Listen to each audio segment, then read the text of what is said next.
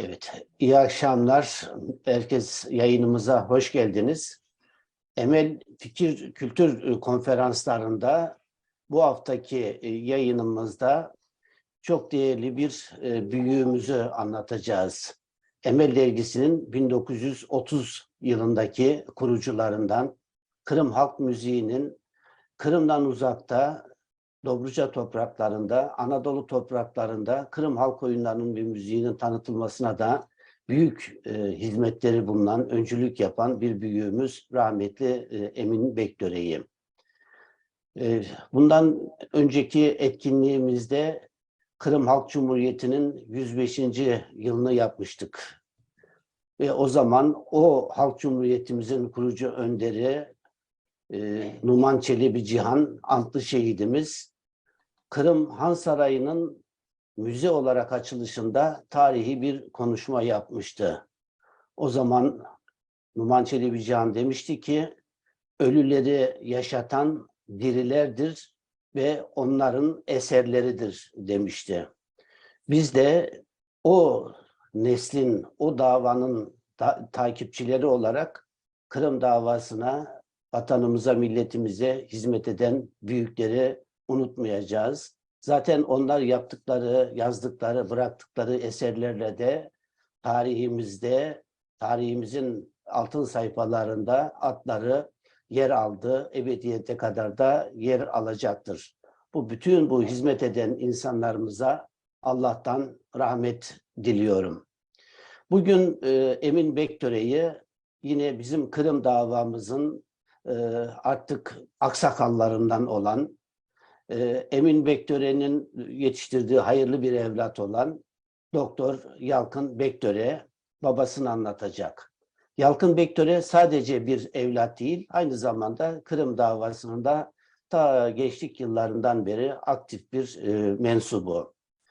Gençlik yıllarında, üniversite yıllarındayken bir dönemde Ankara'daki Kırım Türkleri Kültür ve Yardımlaşma Derneğimizin başkanlığını yaptı. Emel Kırım Vakfımızın kurucuları arasında emelci arkadaşlarımızdan birisi. Şu anda da yaşadığı Eskişehir'de boş oturmuyor. Birçok eserler yazarak hem müziğimizi, kültürümüzü tanıtmaya ve gelecek nesillere babası gibi de bir miras bırakmaya gayret ediyor. Ondan dolayı da değerli arkadaşımız, dava arkadaşımız Yalkın Bektöre'ye de yaptığı hizmetler için teşekkür ediyoruz. Allah sağlıklı uzun ömürler versin ki daha çok hizmetler ve daha çok eserler bırakabilsin. Evet, biz böyle söyledikten sonra sözü bugünkü konferansımızın asıl sahibine verelim.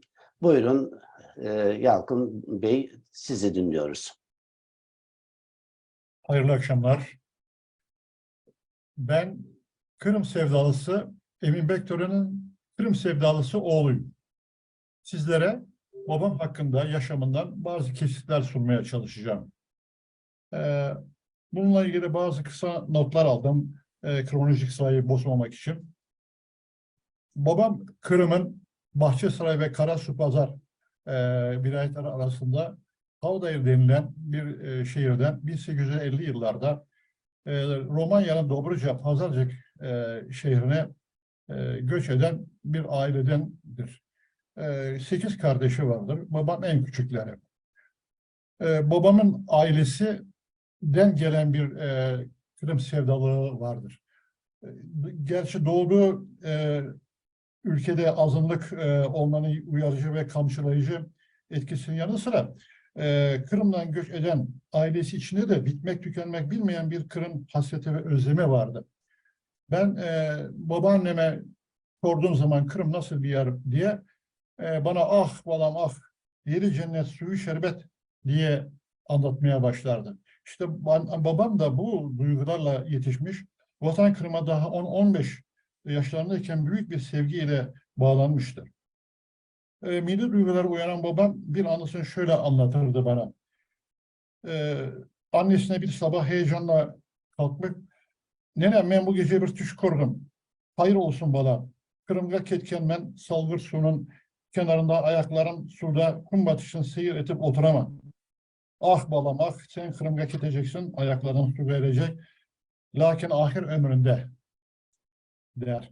Gerçekten 70 sene sonra babam tabiri doğru çıkar ve Kırım'a 90 senesinde gitmek nasip olur. Babamın çocukluğu bu duygular içerisinde geçer. İlkokulu Rüşdiye'yi Pazarcık'ta okur.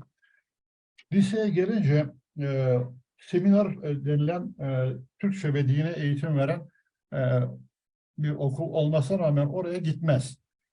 O dönemde Kırım'da, Romanya'da Selim Abdülhakim denilen Romanya'daki ilk avukat ve milletvekili olan bir büyüğümüz, aile dostu da olan, babamın aile dostu olan bir büyüğümüz tarafından Romanya'da Bükreş'te Sfânta Sava Lisesi denen çok prestijli bir okula yazdırılmak istenir ve oraya yatılı olaraktan Salim Abdülhakim'in vasıtasıyla yatırılır. Bu okul daha çok Roman kültür ve milliyetçiliğini ön plana tutan bir okuldur ve Kral Karol'un çocuğu bile o okulda okumaktadır. Çok prestijli, halen yani Romanya'da faaliyette bulunan bir okuldur. Bu okula yatılı olarak kaydedilir. Kayıt esnasında soruyorlar, sosyal aktivite olaraktan spora mı yoksa folklora mı dahil olmak istersin diye. O güne kadar folklorun ne olduğunu hiç duymayan babam merakla folklor olduğu seçer. Ve bu öğrenim esnasında Roman folklor ekiplerinde ve Roman müziğiyle haşır neşir olur. Tabiatıyla bu arada Romencesini çok ilerletir ve çok iyi seviyede Romence konuşmaya başlar. Bu folklor konusunda ilk temel bilgileri ve müzik konusunda bilgileri işte bu okulda alır. Bu okulda tabii okulun yapılış ve öğretim gayesi söylediğim gibi Roman milliyetçiliğine ve kültürünü ön plana çıkarmak planında olan bir okul ve çok eski bir okul. 1700'lü yıllardan gelen aslında bir kilise okulu olaraktan kurulmuş meşhur bir okuldur. Bu okulda başına geçen bazı olaylar vardır. Onlardan size bahsetmek istiyorum. Babamın anılarında kendisinin not ettiği şöyle birkaç anekdot var. Onları size öncelikle bir takdim edeyim. Bir gün tarih dersinde Kazıklı Voyvoda faslını okuyorduk. Hocamız çok muhterem, ihtiyar bir hoca. Harbi anlatıyor. Türk askerlerini esir aldık. Hamza Paşa'yı da esir aldık. Esirleri kaza çektik. Takviye olarak Sinan Paşa geldi. Askerleri kazıkta görünce korktu, kaçtı diyor. Hoca bunları anlatırken ben kendimi zor tuttum. Renkten renge giriyorum. Önümde oturan çocuklar bana bakıp dönüp bakıyor ve gülüyorlar. Onların bu hareketleri hoca fark etti. Beni görünce işi anladı. Hemen lafı değiştirdi. Ne bakıyorsunuz Emile? Bu asırlar önce olan vaka. Şimdi Türklerle dostuz. Hem çok iyiyiz diye gönlümü almaya çalıştı. Ama bende ok yaydan fırlamıştı bir kere. Zil çaldı, dışarı çıktık. Bir çocuk karşıma dikildi. Bak bizim tarihimizde sizin için böyle yazıyor. Sizin tarihinizde bize ne yazıyor dedi. Ben de bizim tarihimizde sizi millet olarak hesaba katmıyorlar. Siz o vakit Rusların yamaklarıydınız dedim. Çocuk göğsümden beni itti. Sinirlendim. Zaten gerilmiş olmuş gergin vaziyette vaziyette idim. Bir yumruk atarak çocuğun ağzına denk geldi. Ağzından kan gelmeye başladı. Çocuklar etrafımızı sardı. Bir kısmı koşa koşa idareye haber vermeye gittiler.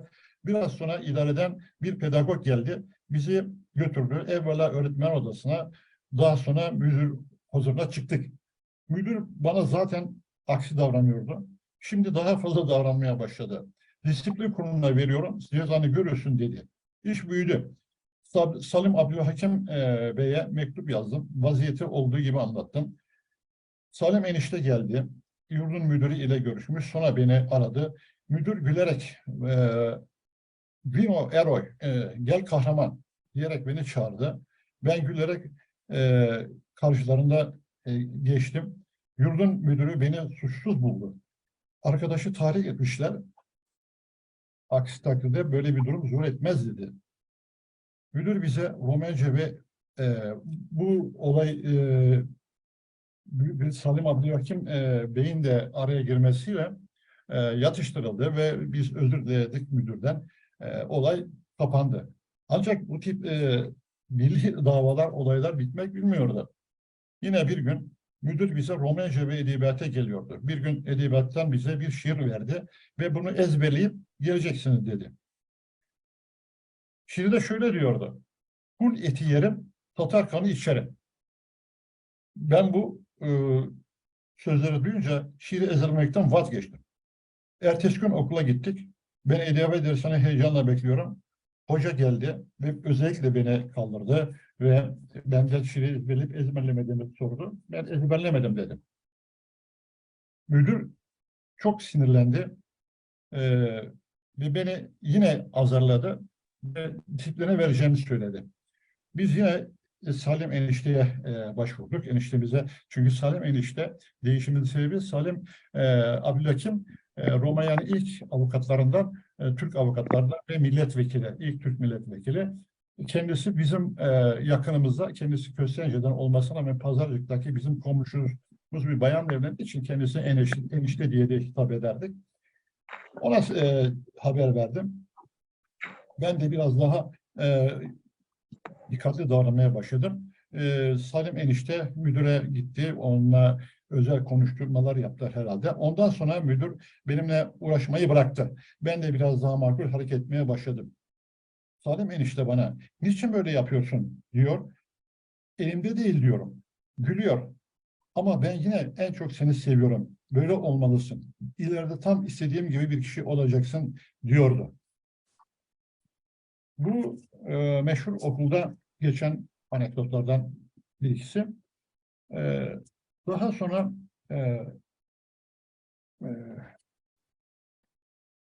sırada ne vardı?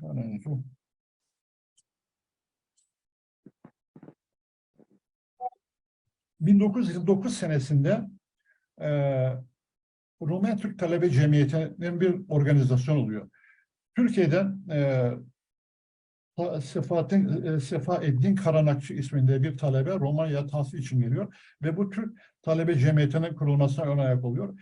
Ve sonra da 1929 senesinde Romanya'dan bir grup genci, 40 kadar bir genci kız erkek karışık Türkiye'ye davet ediyor. Bu grubun içerisinde babam da var.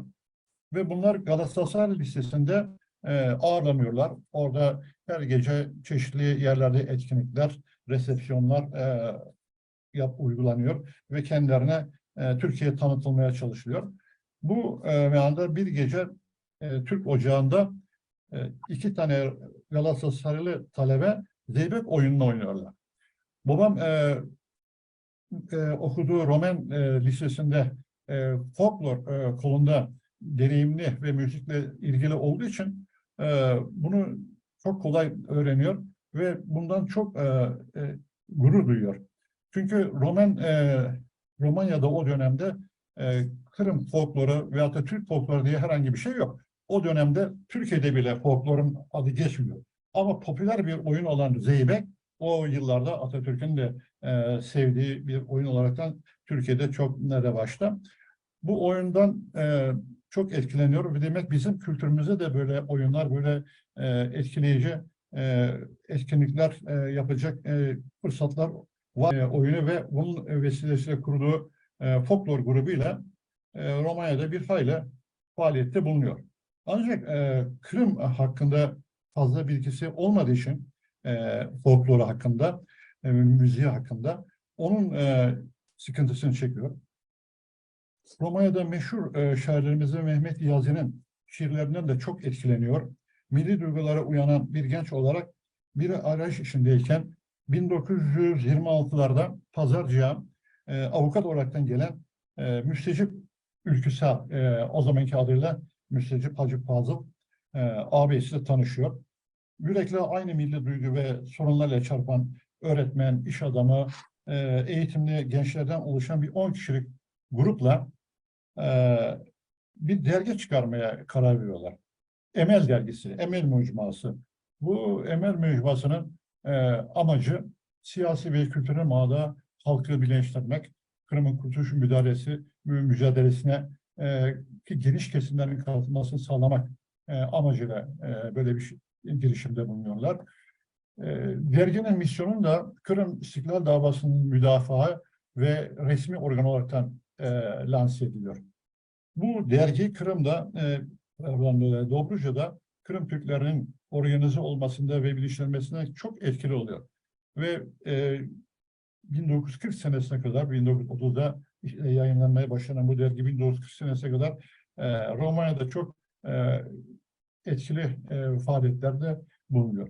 1930 senesinde, yani 3 yıl sonra bu grup bir kültür girişimde dağılıyor.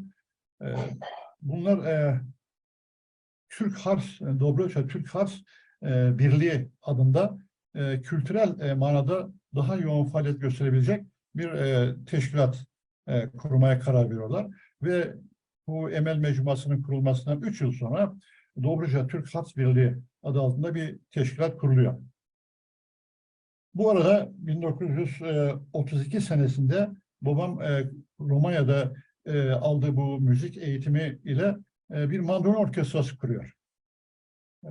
Roman altyapısını Roman ve Bulgar müzisyenlerden aldığı bu müzik kültürüyle, müzik bilgisiyle bir Roman melodileri, müzikleri falan çalan bir mandolin orkestrası kuruyor. Ve bununla o günün şartlarında sinemalarda film başlamazdan önce mandolin orkestrasıyla Napolitenler, polkalar, varsayla çalan böyle bir uygulama yapıyorlar.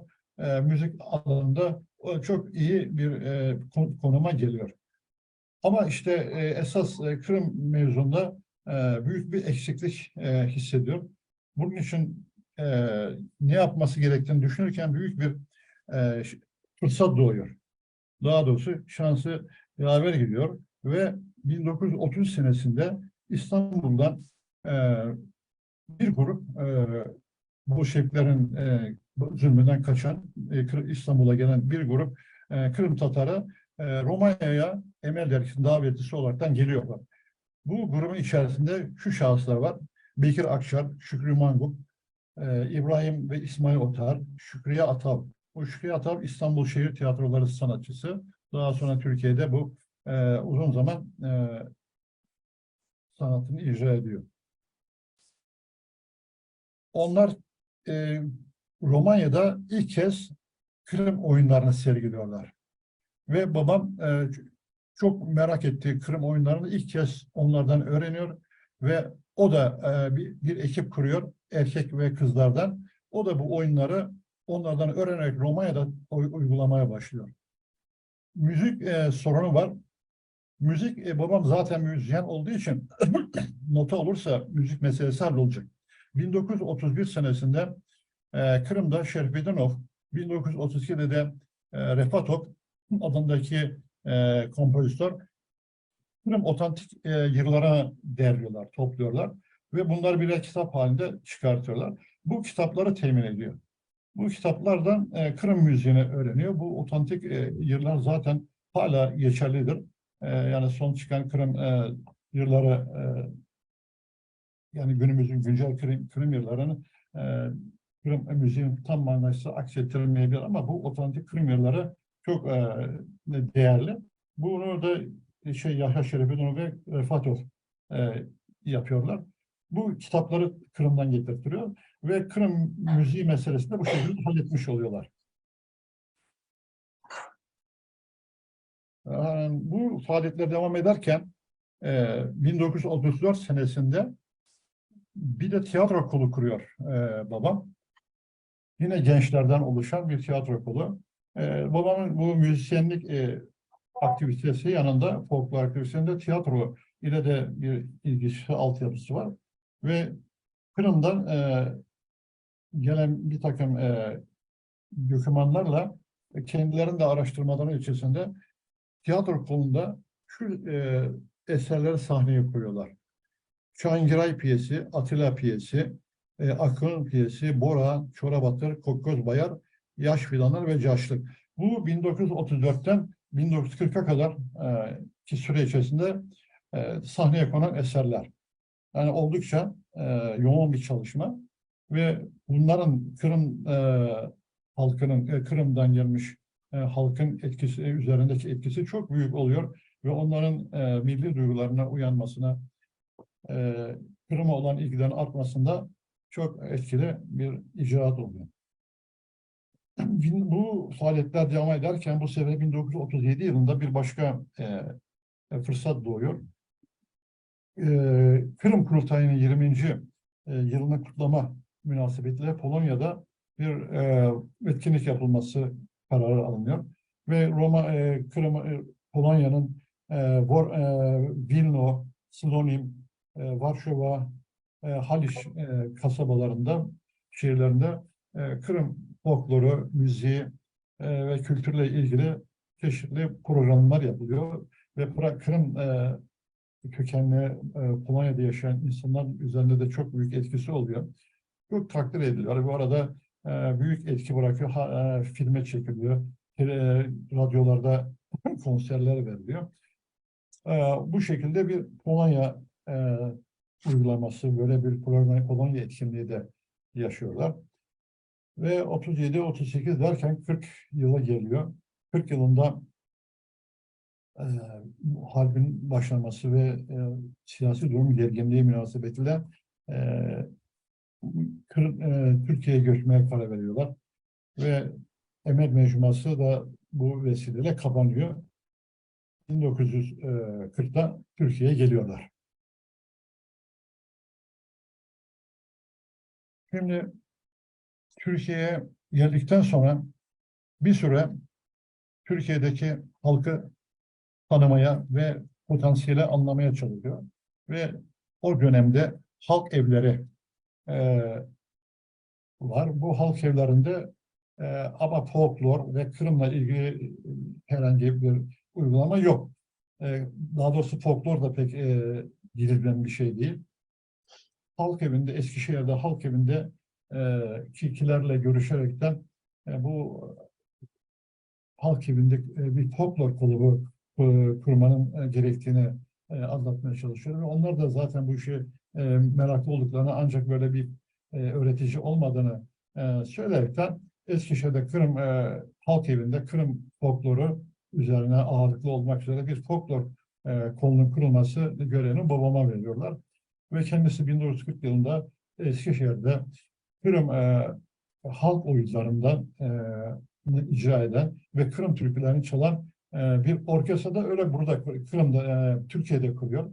Eskişehir'de de öyle bir orkestra, bir mandolin orkestrası kurarak Kırım türkülerini icra etmeye başlıyorlar. Bu arada Kırım halk oyunlarından gösteriler yapıyorlar. Bu Eskişehir'de bir hayli ses getiriyor ve üniversiteli gençler bu etkinliklere katılmayı zevkle istiyorlar.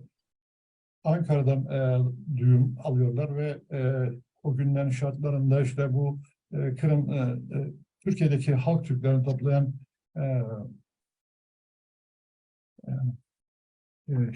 ismini hatırlayamadım şimdi. Muzaffer Sarı Sözen. Muzaffer Sarı Sözen isimli bir başka Türkiye müzisyen. Bunu duyuyor ve Eskişehir'e bununla görüşmek üzere geliyor ve biz diyor Kırım müziği hakkında bilgimiz yok. Fakat bu mevzuda çok merak ediyoruz, öğrenmek istiyoruz. Sizin de bu mevzuda bilgi sahibi olduğunuzu duyuruk. Ne yapabiliriz? Bize de yardımcı olur musunuz diyorlar ve Kırım müziği hakkında bir hayli bilgi, nota temin ediyor babamdan. Ve hatta o zamanki şartlarda taşbulağa bir kayıt da yapıyorlar.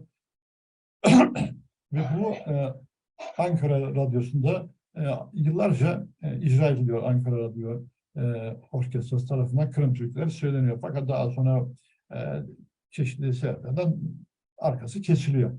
Daha sonra Yıldız Ayhan ve kocası Ahmet Gazi Ayhan bu şeye merak sardılar. Onlar Türkiye'deki Kırımlıları da etkileyeceğini düşünerek Eskişehir'e geldiler. O dönemlerde ben de ortaokuldaydım. Onlar da bir hayli Kırım türküsü ve notaları aldı Ahmet Gazi Ayhan babamlar. Ama Yıldız Ayhan sadece birkaç Kırım türküsü de Bol Turgay, Seyit Osman ve Kanal Parmak gibi 3-4 tane türküyü radyoda seslendirdi. Diğer detaylara girmediler. Bu dönemde halk evindeki çalışmalar esnasında olaylarla ilgili ben bazı şeylere, dokümanları bizatihi yani anlatanlardan nakletmek istiyorum. Kendim söylemiş değil de bunu söyleyen kişilerin ağzından notu belirteyim. Nuri Üzer, bu Halk Partisi 17. dönem Eskişehir Milletvekili. İkinci Dünya Savaşı esnasında Eskişehir'deki genç Kırım idealistler diye bir yazı yazıyor. Bunun yazısından bir pasajı nakledeceğim. O zamanlar bizler için okul ve iş dışında tatillerde yegane toplantı yerimiz özellikle halk eviydi. Galiba 1938 yılıydı. Eskişehir'e Romanya'nın Köstence şehrine gelen Kırım Tatar göçmenleri arasında Emin Bektöre AB vardı. Kendisinde gözlediğimiz ilk değer koyu bir Kırım milliyetçiliği idi. Bizlere dünyaya göçler haline dağılmış ve tarihte Kırım'dan Urallara ve Sibirya'ya sürülmüş Kırım Tatarlarından, Kırım coğrafyası, tarihi ve kültüründen, Kırım halkından ve milli dilinden, Rus-Osmanlı-Kırım ilişkilerinden ve iktidar kavgalarından, siyasi ve kültürel adamlarından, özellikle Çelebi Cihan ve İsmail Bey Gazikral'dan bilgiler aktardı. Emel mücadesi getirip bize dağıtırdı. Çok güzel çaldığı mandolin ile bizlere başta Milli Marş ant etkenler olmak üzere diğer Kırım Tatar yıllarını, şiirlerini ve çınlarını öğretirdi. Edige, Çorabatır, Alim Aylamak destanlarını söylerdi. Modern operanın Kırım çınları ve kaytarmalarından esinlendiğine dair belgeli bir tezi de vardı. Bu Nuri Üzer'in o dönemde Eskişehir'deki Emin Bektar'ın faaliyetlerine yansıtması yönünden bir belge olabilir düşüncesiyle bunu da not ettim.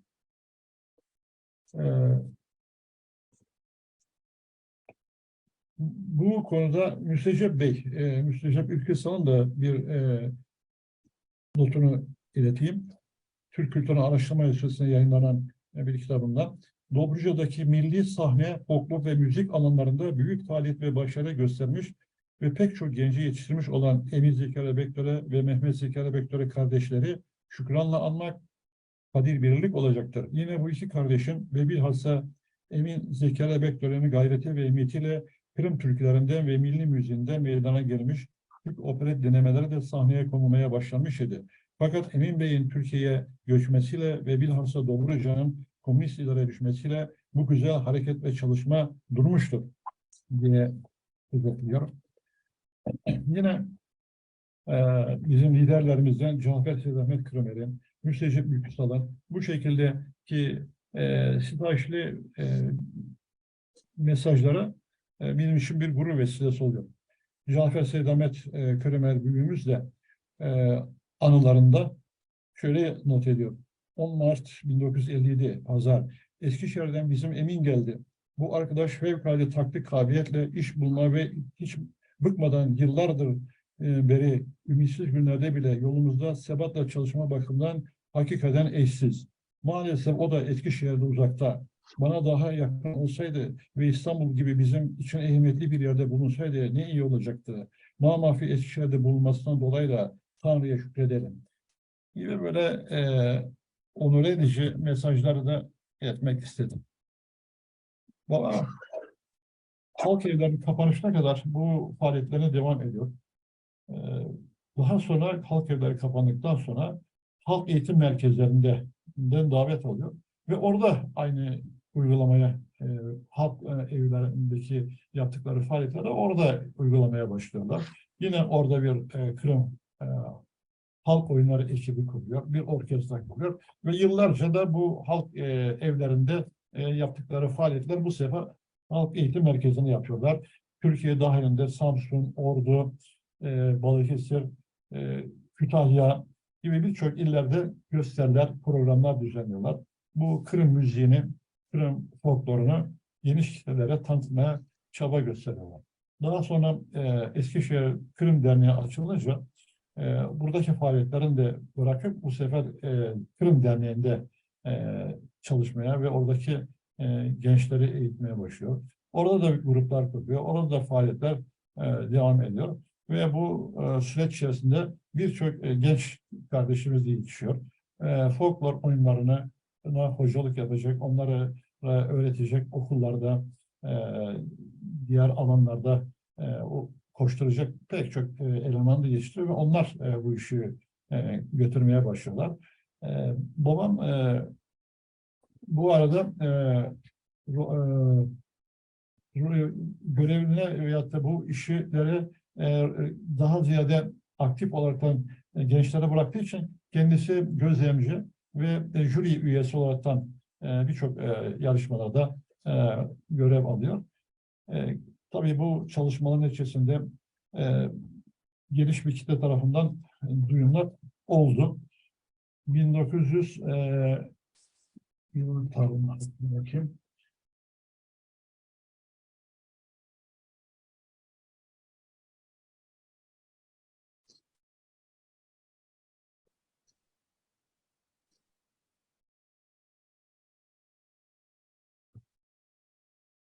Sanırım 1990'daydı. 1990 yılında Galatasaray Eğitim Vakfı tarafından bir araştırma yapılıyor. Galatasaray Eğitim Vakfı. Türkiye'deki folklorcular, ilk folklorcular kimlerdir diye. Bu araştırma içerisinde bu Romanya'dan gelen ekibin, Galatasaray sitesinde misafir edilen ekibin gelişi ve onunla ilgili etkinlikler kayıtlarda çıkıyor. Ve orada babamın ismi tespit ediliyor ve daha sonra Eskişehir Halk Evi'ndeki faaliyetler ne araştırıyorlar ve kendisini Türkiye'den ve Balkanların en ilk folklorundan olaraktan tespit ediyorlar ve kendisine İstanbul'da büyük bir organizasyon yapıldı. Spor sergi salonunda, bahçesinde, amfisinde bir organizasyonla kendisine bir şilt takdim edildi.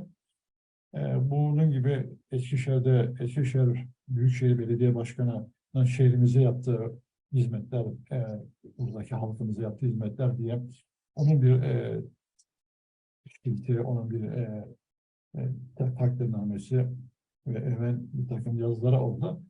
Bunun gibi birçok yerlerden bu tip şeyler aldı ama bunların da benim izlediğim en önemli özellik bu müstecep üçlüsü Cafer Sidi Ahmet Kırmel, Doktor Edge Kırmel, Abdullah Vehbi Soysal, İsmail Otar, İbrahim Otar, Sabri Arıkan gibi arkadaşlarının da izlediğim bir özellik tam bir idealist olmaları. Asli görevlerinin Kırım olması. Onların diğer meslekleri, diğer işleri ancak geçimlerini sağlamak için ikinci planda kaldığını gördüm. Onlar hiçbir zaman adımız geçsin, adımız duyulsun, şöyle yaptılar, böyle yaptılar diye meşhur olalım diye bir davranışlarını görmedim. Bu nedenle en idealist insanlara, örnek idealist insanlara tanımış oldum. Ben kendilerini genç, küçük olmama rağmen hepsiyle tanışma fırsatını buldum. Yıllarca bu Milli Merkez adı altında Türkiye'de bu faaliyetler cereyan etti ve 1960 yılında tekrar Emel Mecmuası çıkarılmaya karar verildi. Yani 40'tan 60 yılı 20 sene aradan sonra koşulların uygun olması sağlandıktan sonra 60'ta tekrar Emel Mecmuası'ndan yayınlanmaya başladı. Babam da tabiatıyla zaten davadan kopmuş değillerdi ki hepsi davanın içinde bulunuyorlardı ve bu yeni neşriyatla birlikte tekrar aktif bir çalışma ortamına girdiler.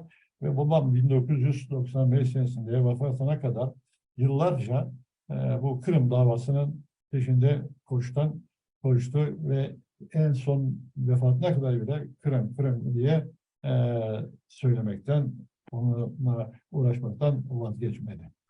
Aslında babam hakkında özet olarak söyleyebileceklerim bunlar. Sormak istediğiniz başka şeyler olsa bunları da cevaplamaya çalışıyorum. İstersen ben bu fotoğraflar var. O fotoğrafları açayım ve sen Ha, fotoğraflar konusunda da biraz evet, bilgi vererek fotoğraflarla evet, da anlatırsan o tarihi evet. şeyleri izleyicilerimiz Ee, daha iyi bir bu fikir sahibi evet, olurlar. Onu açayım ben. evet. Bütün bu faaliyetlerle ilgili Hı hı. fotoğrafları Evet, şimdi ben görebiliyorsundur. Zafer Bey'e göndermiştim. Bunları fotoğraflarla göstermek de tabii mümkün Hı faaliyetlerden örnekleri. Burada gördüğünüz babam ve annem 1945 senesinde Eskişehir'de çekilen bir fotoğraf. hı. Babam da, annem de Kırım'da, Tatar'da, babam da. Bu söz ettiğimiz Zeybek ekibi. Hı hı. Balkanlarda, Romanya Bulgaristan'da ilk Türk folklor çalışmalarına başlatan Emin Bektaş'ın soldan üçüncü kurduğu Zeybek ekibi. 1929. Böyle bir ekip Türkiye'de Galatasaray Lisesi'ndeki öğrencilerden sonra ilk folklor faaliyeti Türkiye genelinde ve Romanya'da, yani bu Balkanlardaki ilk Türk folklor faaliyettir. Tabii Galatasaray Lisesi'nde bunu sergileyen iki tane talebenin böyle bir ekibi yoktu. Onlar o gün popüler bir oyun olarak da oynamışlardı ama bunu geniş kitlelere yaymak için böyle bir ekibi Emin Bektaş kurmuş ve yıllarca da bu Romanya'da faaliyet icra etmiştir. Bu yine Romanya'da ilk kez kız erkek karışımı kurulan bir halk türküleri korosudur. 1931 senesinde Emel Mecmuası yayınlanmaya başladıktan sonra yapılan faaliyetlerden birisi. 1931. Emel Mecmuası'nın ilk sayısı 1930. 1940'a kadar bu Emel Mecmuası yayınlanmaya devam etti. Önce büyük ebatta çıkıyordu. Daha sonra normal ebada indirildi. Ve son yıllarda da Latin harfleriyle yayınlanmaya başladı. Ama 1940'te yayınlanması durduruldu. Burada Cafer Seydahmet Krimer büyüğümüzü Pazarcık'taki emelciler arasında görüyoruz. Bu da 1931. Burada Emin Bektaş'ı fotoğraflarda EB rumuzuyla işaretledim. Beyaz aşıda görüldüğü gibi. Bu da öyle Pazarcık'ta. Emelci gençler Elige Kırılmaz, Abdullah Zihni Soysal, İbrahim Otar, Selim Ortaylı, Mehmet Bektaş'a ve Emin Bektaş'a.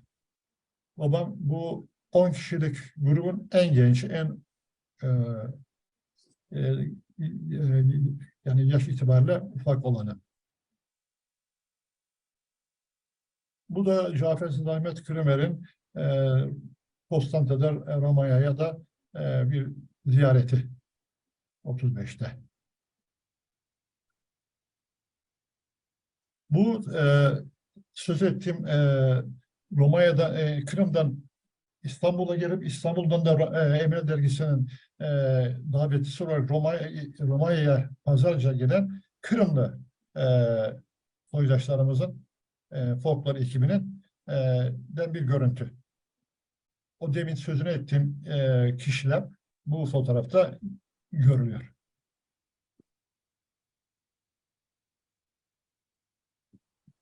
Aynı grup. Roma'ya gezerken aynı grup. Bu İstanbul'dan gelen Kırım kökenli hemşehrilerimizin gösterilerinden sonra onlardan öğrenilen oyunlarla Emin Bektaş'ın hemen bir sene sonra Romanya'da kurduğu folklor ekibinin erkekler grubu. Bu da kızlar grubu. 1933. Bu sözünü ettiğimiz Emin Bektaş'ın 1933 senesinde kurduğu mandolin orkestrası. Bu orkestra daha önce Kırım müziğini bilmezler önce Romen ve Bulgar müziği de icra ediyordu. Ama tabii Kırım meselesi e, gündeme gelince, oradan imkanlar sağlanıp notalar getirince bir daha tamamen şeye yöneldi. Kırım müziğine yöneldiler. Yine Romanya'daki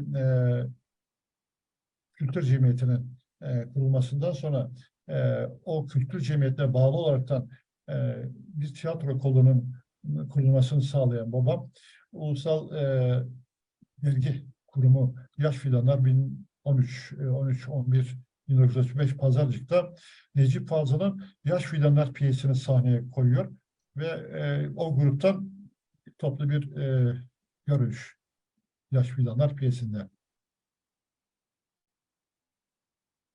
Yine Pazarcık'ta Kırım'ın Kurtuluş'un anması e, yapılıyor.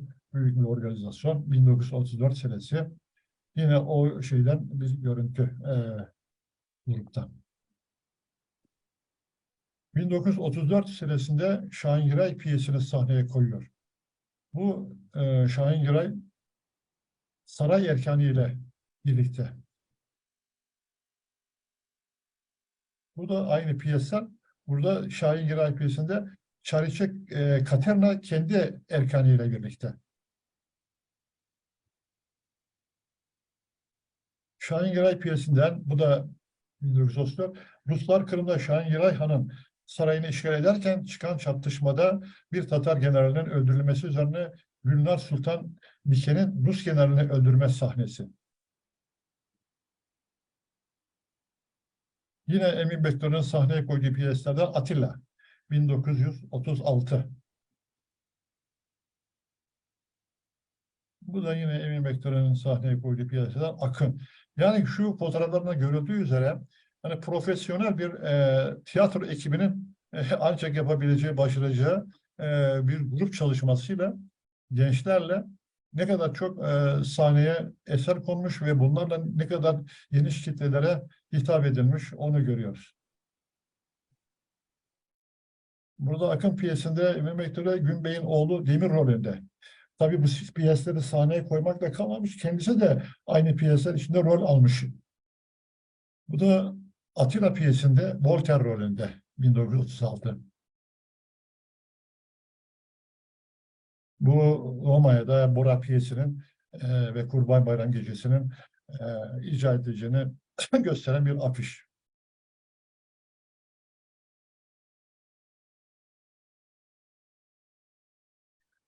Bu da Bora piyesinden e, ekip 1937.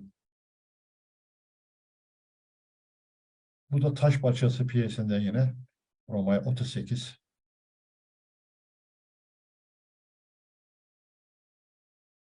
Burada eski borç piyesini temsil eden Şark İtman Spor ve Harsyurdu gençlere. Burada piyesten bir sahne bulamadım. Ama o piyeste oynayan gençlerin bir arada çekilmiş bir fotoğrafı. Gençlerdeki zarafete, şıklığa dikkat çekerim. Bu şark bu organizasyonda şurada yazıyor, şu isim tam adını veremedim. Evet. Birlik Kültür Cemiyeti'nin sünnet Evet, ettirdiği evet, fakir Kültür çocuklar. Cemiyeti. Bu Emel'in organizasyonlarından biri olan Birlik Kültür Cemiyeti'nin sünnet ettirdiği fakir çocuklar. E, Burada da Emin Bektar'ı köşede görüyorsunuz. 1930 senesi. Yani Emel Mecmuası sadece böyle siyasi etkinlikler değil, böyle kültürel, sosyal etkinlikler de bulunuyor. Cafer Seydamet Kırımer'in Köstence'de verdiği bir konferanstan cemaatin gösterdiği ilgiye dikkat çekerim. 1935 senesi. İşte bu cemaatin bu gösterdiği ilgi Emel Mecmuası'nın faaliyetlerinin içerisinde oluşan bir etki. Yine Cevdet Seydamet Kırımer'in siyasi hayatının 25. yılı münasebetiyle verilen yemekten.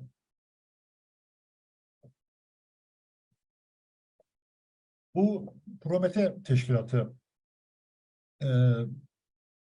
o dönemde azınlık Türk cemaatlerinin bir araya gelerek Kafkasya'da kurduğu bir teşkilat.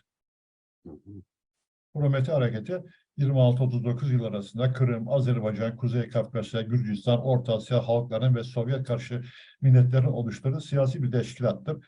Promete Birliği temsilcileri Mehmet Emin Resulzade Azerbaycan'dan, İdil-Ural'dan Ayaz İshaki, Kırım'dan da Doktor Ediye Kırım'a, Kuzey Kafkasya'dan Sait Şamil ve Gürcistan'da İmna Yitsi'nin temsilci olduğu bir organizasyon. Polonya Basın Yayın Müdürü Bonçikovski'nin Kırım Tatar kültürünü tetkik etmek amacıyla Pazar'la yaptığı ziyaret 1932.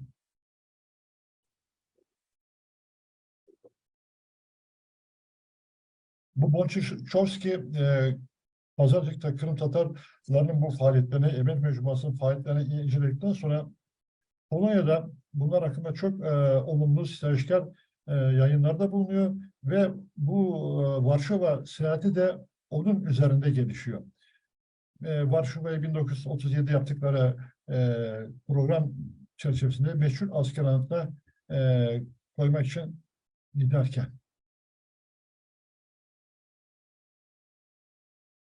Bu da yine 1937'de Polonya'da yapılan etkinliklerde. Daha önce Kırım'da yapılan kurultayın devamı sağlanmış toplantı ve konferansa Kırım Tatar Türkleri destekleyen Alman, Japon, Polonya başta olmak üzere birçok devletten delegeler katılmıştır. Yani burada da gördüğümüz gibi çok geniş bir katılım ve entelektüel bir katılımı görüyoruz. Bu Marşeval Pisluski, Promete hareketinin başta olmak üzere anti-Rus hareketlere politik ve maddi destek sağlayan bağımsız Polonya Cumhuriyeti'nin ilk devlet başkanı, Leh milli kahramanı. Polonya'da Kırım Kurultayı'nın 20. yıl münasebetiyle yapılan etkinliklerde Romanya'dan gelen Kırım Tatar Türklerinin Misudiski, Vilno'daki kabrini ziyaretleri. Maraşal çok biraz yukarı adamsınız soy ismi. Çok sevdiği Vilno şehrine kalbinin Varşova'ya da cesedinin gömülmesini vasiyet etmiştir. Bu da 1937 Varşova'daki etkinliklerden Polonya'da düzenlenen Kırım Tatarı'nın 20. yılını anmak etkinliklerinde folklorcular protokol ekranı ile ekranında birlikte. Bu da ilginç bir resim. Polonya'daki etkinliklerde folklorcuların bir grup Karayimlerin reisi Süreyya Şapşal Bey'le. Şu ortada görünen kişi. Süreyya Şapşal 1873-1961 Karayim Türk kökenli Musevilerin son kağanıdır. Bunun da Türkiye, Rusya ve İran'da önemli siyasi faaliyetleri vardır. Atatürk ile yakın dostluğu vardır. Karayim tarih, dil ve kültür ile ilgili eserleri vardır.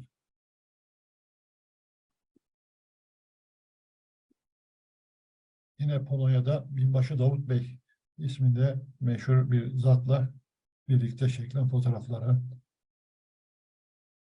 Bu da Emencilerden. Sol baştan itibaren Emin Bektöre, Doktor Abdullah Zihni Soysal ve konservatörde Sebat Hüseyin, Mehmet Bektöre, Hüseyin Göktay.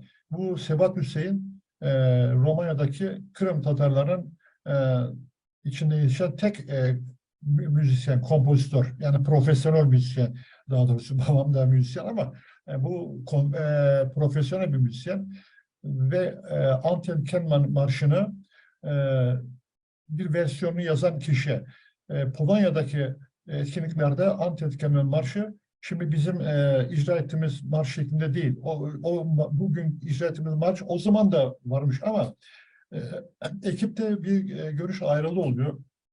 Anthem Marşı'nın ağır olduğunu ve daha enerjik, daha sert bir üslupla bir marş olması gerektiği söyleniyor ve bu Sebat Hüseyin alt etkenmene sözler aynı kalmak üzere daha değişik bir beste yapıyor ve Polonya'daki etkinliklerde o marş söyleniyor. Ben bunu daha önce Tepreş'te çıkardığım kitapta onun notalarını orada yazmıştım. Bu da Vilno'da, Polonya'da müstecip ülküsal Abdülaziz'in sosyal Emin Bektöre'nin içinde bulundukları bir resepsiyonda çekilen fotoğraf. Tarak tamga da bugünkü kullandığımız tarak tamganın Evet. ölçüleriyle aynı. Tabii. O fonda her yerde var, taraf tamgasız olmaz. Doğru. Artık Haliç ve Polonya'da dönüş hazırlıkları başlıyor. Tren garında yine Doktor Abdülaziz Soysal, Emin Bektöre, Mehmet Bektöre Haliç garında uğurlanmaya geliyorlar. Nihayet 1941 senesi Romanya'dan Türkiye'ye göç ve Eskişehir Halk Evi'ne intisap ediyorlar. Babamın Eskişehir Halk Evi'nde koro çalışması, resimde gördüğü gibi önde oturan üçüncü şahıs Emin Bektöre. Hemen arkasında bir numaralı gösteren Doktor Halil Akkurt'tur. Bu Demokrat Parti zamanında Eskişehir milletvekilidir. Bizim Kırım Tatarlarındandır. Onun Halil Akkurt'un sağındaki üçüncü kişi de Hasan Polatkan'ın eşidir. Hmm. Bu Eskişehir'de Emin Bektöre'nin ikinci orkestrası. Eskişehir'deki kurduğu orkestra ve koro. Koro elemanı. Bunlar da Kırım müziğine tanıtılmasına çok etkin oluyorlar. Hiç Kırım müziğini Bostorgay ve Sid Osman'dan başka Kırım müziğini bilmeyen, hatta kendi halkımızın bilmediği Kırım müziğini tanıtmakta çok etkin oluyorlar. Ve şu anda Eskişehir'de Kırım müziğinin bütün detaylarını bilmeyen kişi kalmamıştır. Bu da Eskişehir'de Halk Evi Emin Bektöre'nin folklor ekibi. Şu en önde görülen küçük çocuk daha benim amcamın oğludur. Profesör Sabri Bektöre Eskişehir'deki İktisat İnceliği Akademisi'nin hocalarından da rahmetli oldu. Bu da yine Eskişehir Halk Evi folkloruncudan bir grup. Burada da öndeki en sağdaki çocuk amcamın oğludur. Veteriner. O da vefat etti. Bu İstanbul'daki Taksim Belediye Gazinosu'nda Eminönü Halk Evi'nin tertiplediği Türk Gecesi'nden bir anı. Burada sadece Kırım Tatarlar değil, Kafkaslılar, diğer Türk boylarından da ekiplerin iştirakiyle büyük bir gece tertip ediliyor. Burada babamın yanında görülen sanatçılar Şükriye Atab, daha önce bahsettiğim Kırım'ın Romanya'ya gelip Kırım Kırım oyunlarını öğreten ekipteki bayan.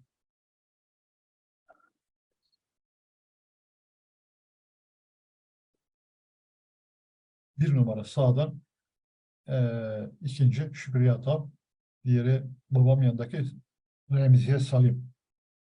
Arada görünen yine Doktor Halil Akkurt. Şükriye Atab ve babam arasında görülen.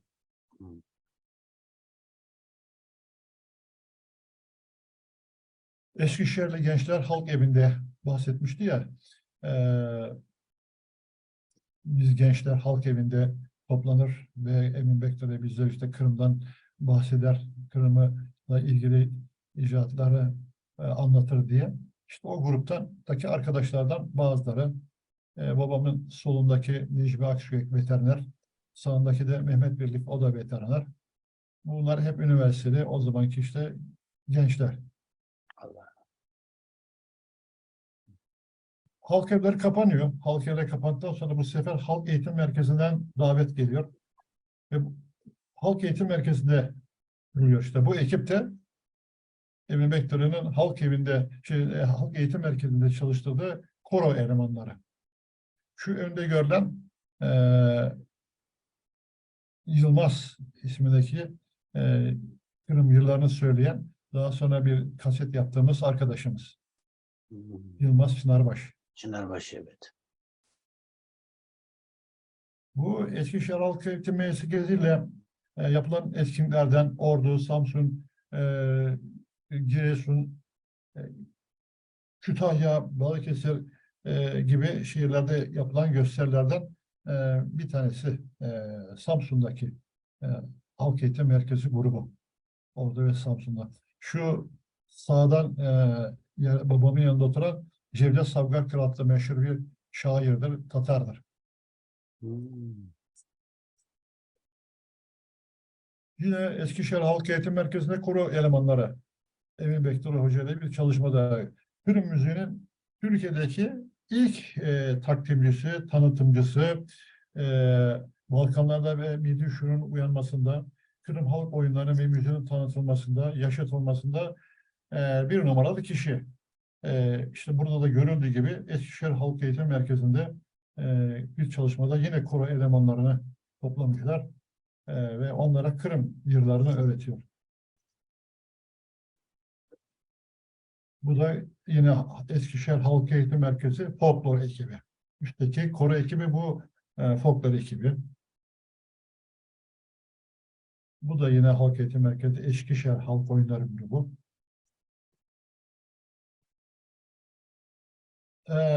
Eskişehir'deki Halk Eğitim Merkezi'nde artık Kırım Derneği kurulduktan sonra e, oradan da ayrılma zamanı geldiğini görüyorlar. Ve Eskişehir Halk Eğitim Merkezi'nin bir son gecesi Kırım Türkleri Korosu ve milli oyunlarıyla e, bir program. Bu da Eskişehir Halk Eğitim Merkezi'ne Kırım Folklor ekibi Yüksek Minare oyunu. Bir önceki fotoğrafını gösterebilir misiniz Zafer Bey? Buradaki fotoğrafta görülen akordeon çalan da bendeniz. Evet. Yine bu Kızlar ekibi Yüksek Minare oyununda Eskişehir Halk Eğitim Merkezi'nde. Bu Eskişehir Halk Eğitim Merkezi Kılıçdaroğlu sinemasında gerçekleştirilen bir gösteri sonrası topluca. Ortada görülen 7 numarada ben gözüküyorum. Benim önümdeki 6 numarada da bizim mezzo soprano Remziye Tanrıkulu ablamız. Evet. Ve Emin Bektöre folklor yarışmasında jüri üyesi.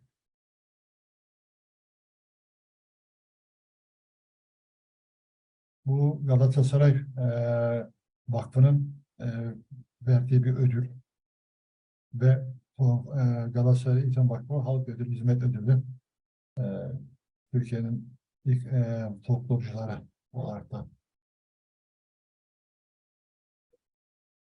Bu Öner Herkesin 1960-1990 zirvedekiler 90 ödülü folklor dalında Emin Bektaş'a.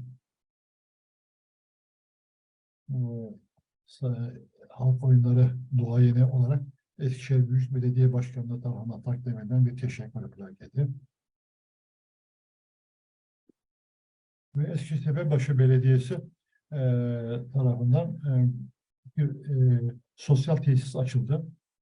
Bu sosyal tesis Kırım Tatarlarının daha çok bulunduğu yoğun bir bölgede Kırım 18 Mayıs anıtının bulunduğu parkın içinde böyle bir tesis kuruldu. Bu tesis nişanlar, düğünler falan nişanlar daha ziyade böyle ufak çaptaki nişanlar ve günler gibi kadınların yapacağı toplantılarda ücretsiz bir mekan ve buradaki bu parka Kırım anıtının olduğu parka gelip oturan kişilere yine belediyenin ücretsiz ikramda bulunduğu bir tesis ortadan yapıldı. Adım da Emin Bektaş'a adı verildi ve içeride de Emin Bektaş'ın bu şimdiye kadar gösterdiğimiz fotoğrafların büyük çapta yapılmış panolarından bir sergi var. Bunun açılışta milletvekillerinin, belediye başkanlarının konuşmaları işte. Tepebaşı Belediye Başkanı. Burada CHP milletvekili Utku Çakıröz vardı. Onun Emin Bektaş hakkındaki konuşması. Bu işte bu bahsettiğim duvardaki panolardan birisinin önünde belediye başkanı, milletvekili ve Demirbaşı Belediye bir arkadaşla çekilmiş bir fotoğrafımız, bir anı. Bu oradaki, o tesisteki ziyaretçiler.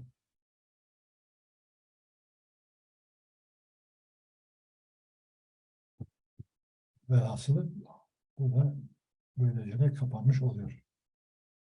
Evet. Bu benim Emin Bektören'in anılarıyla hazırladığım bir biyografi kitapçığı. Evet. Vallahi çok teşekkür ederiz gerçekten.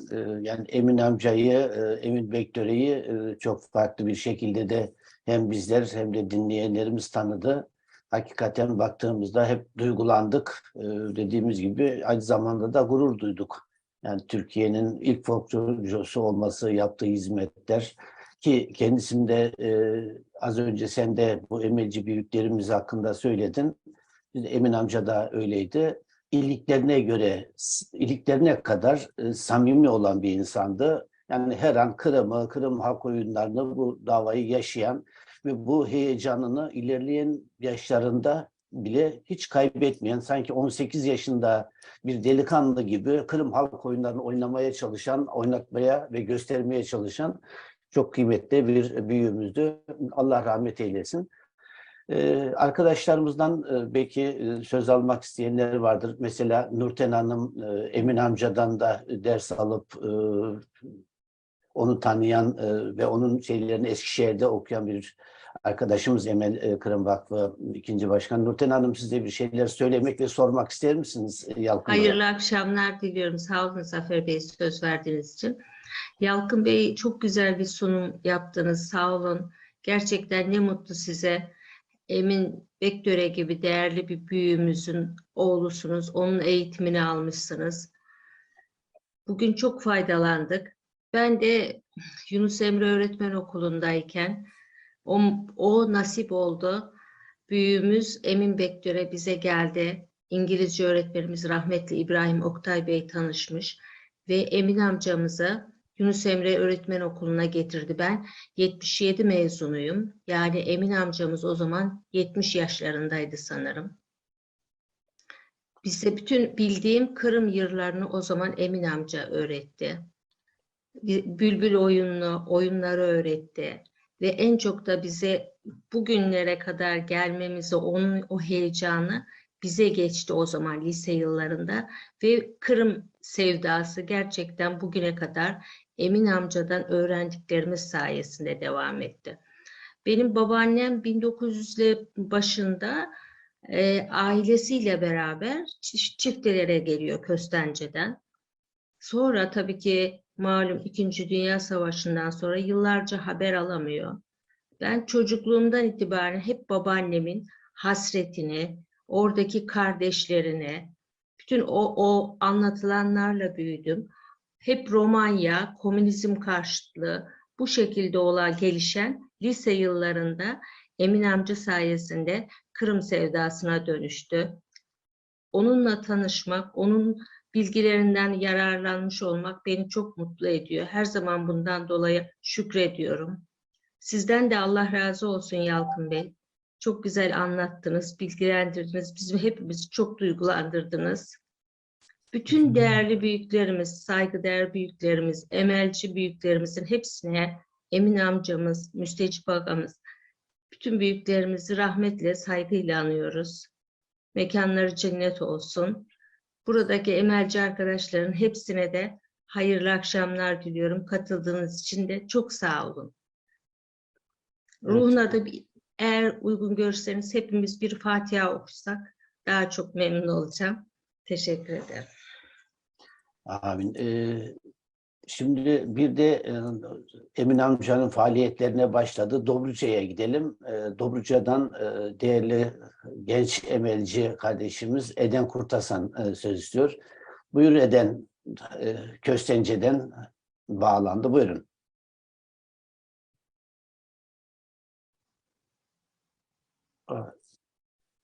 Eden yayından düştü herhalde, kesildi. Ha, Eden sesin açık değil. Pardon. Sağ olun Zafer Bey. Hı. Yalkın Bey'e de kopten kop candan yürekten sağ ol demek istiyorum. Gerçekten beni pek duygulandırdı. Çünkü bilirsiniz ben uzmanlık alanım Müstecip Ağa'nın üzerinde. Orada müthiş fotoğraflar, müthiş anılar gördüm. Onları çok merak ediyorum. İlk sorum bu kitabı nasıl elde edebiliriz diye soracağım. Bu mümkün mü? Ayrıca da şöyle bir yorumum olacak. Emin Bey bizim Tatarlar olarak niçin önemli? Biz maalesef tabii Kırım'dan buralara Osmanlı topraklarına geçince tabii ki perişan durumdaydık. Sıfırdan yeniden başladık her şeyi. Yani gerçeğini söylemek gerekirse biz çoğumuz köylüydük. Belki tek tek şehirleştik ki bu hala da doğru. Fakat Romen olarak veya Türk olarak şehirleştik. Ama Tatar olarak sadece o dönemde şehirli olabildik. Yani bu ne demek? Şehirli ne yapar? Bir tiyatroya gider değil mi? Veya böyle faaliyetleri olur.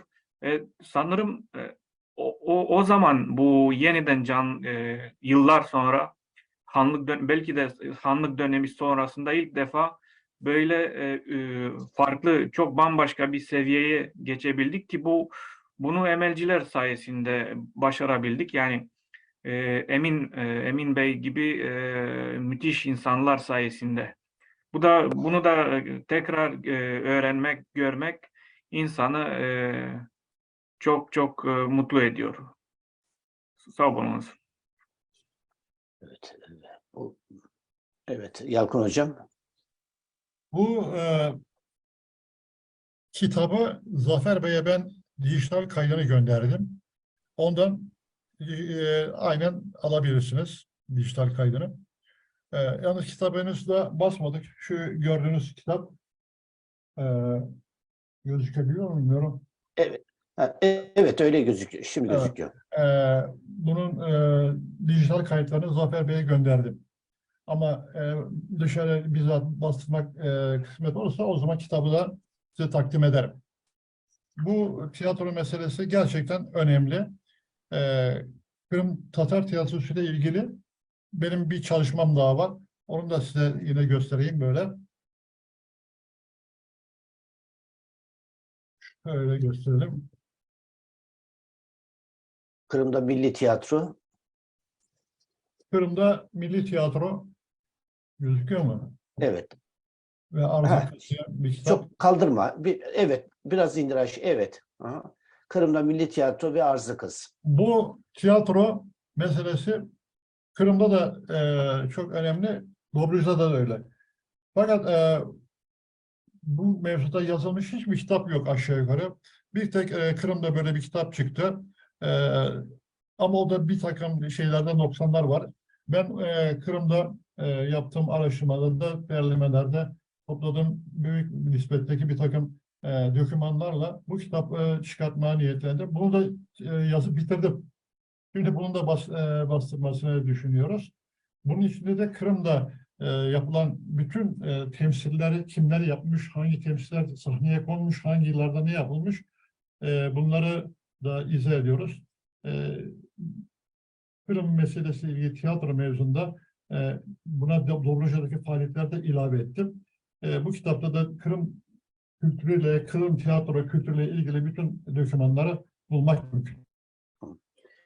Evet. Şimdi sözü de Ankara'ya verelim. Ankara'da değerli Serkan Sava ve Işılay Sava. Merhaba, Buyurun. iyi akşamlar. Öncelikle program için çok teşekkür ederiz. Hem Emel Vakfı'na hem de Yalkın Bey'e. Bizlere verdiği bilgiler çok kıymetliydi. Biz bir ara yanlışlıkla bir sesimiz açık kaldı. Başka bir filmle ilgili konuşuyorduk. Bir replik orada konuşma gündeme geldi. Kapattık hemen ama çok özür dileriz o kısımla ilgili öncelikle. Orası önemli değil. Ben Yalkın Bey'in az önce gösterdiği 2 kitabı da aslında çok merak ediyorum. Bu bilgileri edinmemiz de çok faydalı oldu. Yalkın Bey hem babanızla ilgili çıkartacağınız ya da artık çıkartma aşamasında olduğunuz diyeyim kitabı, hem de sizin Kırım'daki bu tiyatro eserleriyle ilgili yaptığınız çalışmayı inşallah ya basılı halde ya da bilmiyorum yakın bir zamanda başka bir yerde bastırırsanız temin etmeyi çok isteriz. Verdiğiniz bilgiler de hem Kırım Tatar kültürel tarihi açısından hem Türkiye'deki hem Romanya'daki hem Polonya'da yapılmış olan çalışmaları da bizlere babanız ve diğer ekiplerin yaptığı müzik çalışmaları, tiyatro çalışmaları, folklor çalışmaları ile ilgili çok kıymetli. Bugün birçok bölümlerde bu somut olmayan kültürel miras adı altında bunların hepsi işleniyor. Kırım'la ilgili, Kırım Tatarları ile ilgili de belki ileride yaptırılacak tezlere, bitirme projelerine bunlar konu edinebilir. Bize de fikir verdi. Bunlar için de ayrıca size teşekkür ederiz. İnşallah bundan sonraki çalışmalarınızda da başarılar dileriz. Bu vesileyle de hem Emel'e hem Emel Vakfı'na hem Emel'e gönül verenlere ve katkıda bulunanlara, vefat edenlere öncelikle tabii ki Allah'tan rahmet dileyip hayır duasıyla anıyoruz. Sağ kalıp çalışanlara da gayret, kuvvet, güç diliyoruz. Çok teşekkür ederiz hepimiz.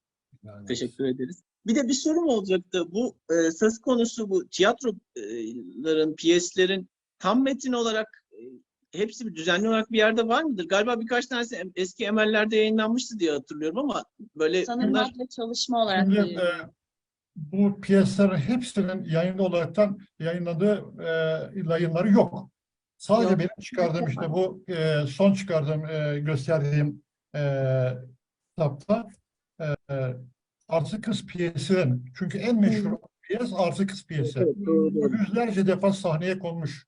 Evet. Özbekistan long play'i yapılmış, filmi çekilmiş. Ama bunun kitabı çıkmamış. Biz dernek olaraktan Kırım kültürünü tanıtmak için bir yayın yapalım dediğimizde tiyatro olaraktan hiçbir yayın bulamadık. Yani tiyatro ile ilgili bir yayın yok. Ve Arzu Kız'ın da en meşhur piyes olduğunu biliyorum. Benim ortaokul yıllarımda bile bununla ilgili Amerika'dan long play'ler kopyasını getirmiştik. Ben bunu çıkartmayı düşündüm. Ve Kırım'a bu iş için gittim. Orada halkla saha çalışması yaparak, araştırarak bunun otantik anlatımlarını, halk arasındaki efsanenin orijinal şekli nedir? Sonra bunun tiyatrosu çok ilginç. Kırım'ın siyasi her döneminde siyasi bir propaganda vesile olmuş. İşte komünistler Bolşevikler döneminde bu Bolşeviklerin borazanı olmuş. Almanlar gelmiş, Almanların propaganda vesilesi olmuş. Ama kitap yok, nota yok. Şimdi bu tip kitapların yazılmasında, sözlerin yazılması da bir şey ifade etmiyor. O zaman böyle türkülerde, bu tip yayınlarda eğer nota koymazsanız bu bir şiir kitabı oluyor. Şiir kitabından başka bir şey ifade etmiyor. İşte ben bunun notalarını da derledim. Sözlerin tiyatroya 1938'de nasıl sahneye konmuş, hangi temalar işlenmiş, 1990'da nasıl sahneye konmuş, bunlarla ilgili 1938'lik fotoğrafları bile topladım. Yılda sahneye konmuş. Bunlarla ilgili bir kitap hazırladım. İşte şu gösterdiğim fotoğraf. Diğer o Emin Bektören'in biyografisiyle ilgili o Zafer Bey'e fotoğrafları gösterdiği kitap, her iki kitap da hazır. Ben hazırladım bunları. Bunlar aşağı yukarı 150-200 sayfalık kitaplar. Şimdi bu kitapların ne kitaplar olduğunu gördünüz. Birisi Kırım'da Milli Tiyatro. Diğeri Türkiye ve Balkanlarda folklor düzenimiz Emin Bektören. Şimdi bu kitaplar benim kendi yani kendi hayatımla ilgili şeyler değil. Bunlar Kırım için harcanmış mesailerin, emeklerin neticesinde ortaya konan vesikalar ve şu Emin Bektöre biyografisiyle yazdığım kitabın içerisindeki fotoğraflar Müstecip Ülkü Sal'ın 1900 Kırım yolunda bir ömür diye çıkardığı kitaptaki olayların fotoğrafları. Yani o kitabın fotoğrafları içerisinde bu kitabın içerisinde bulabilirsiniz.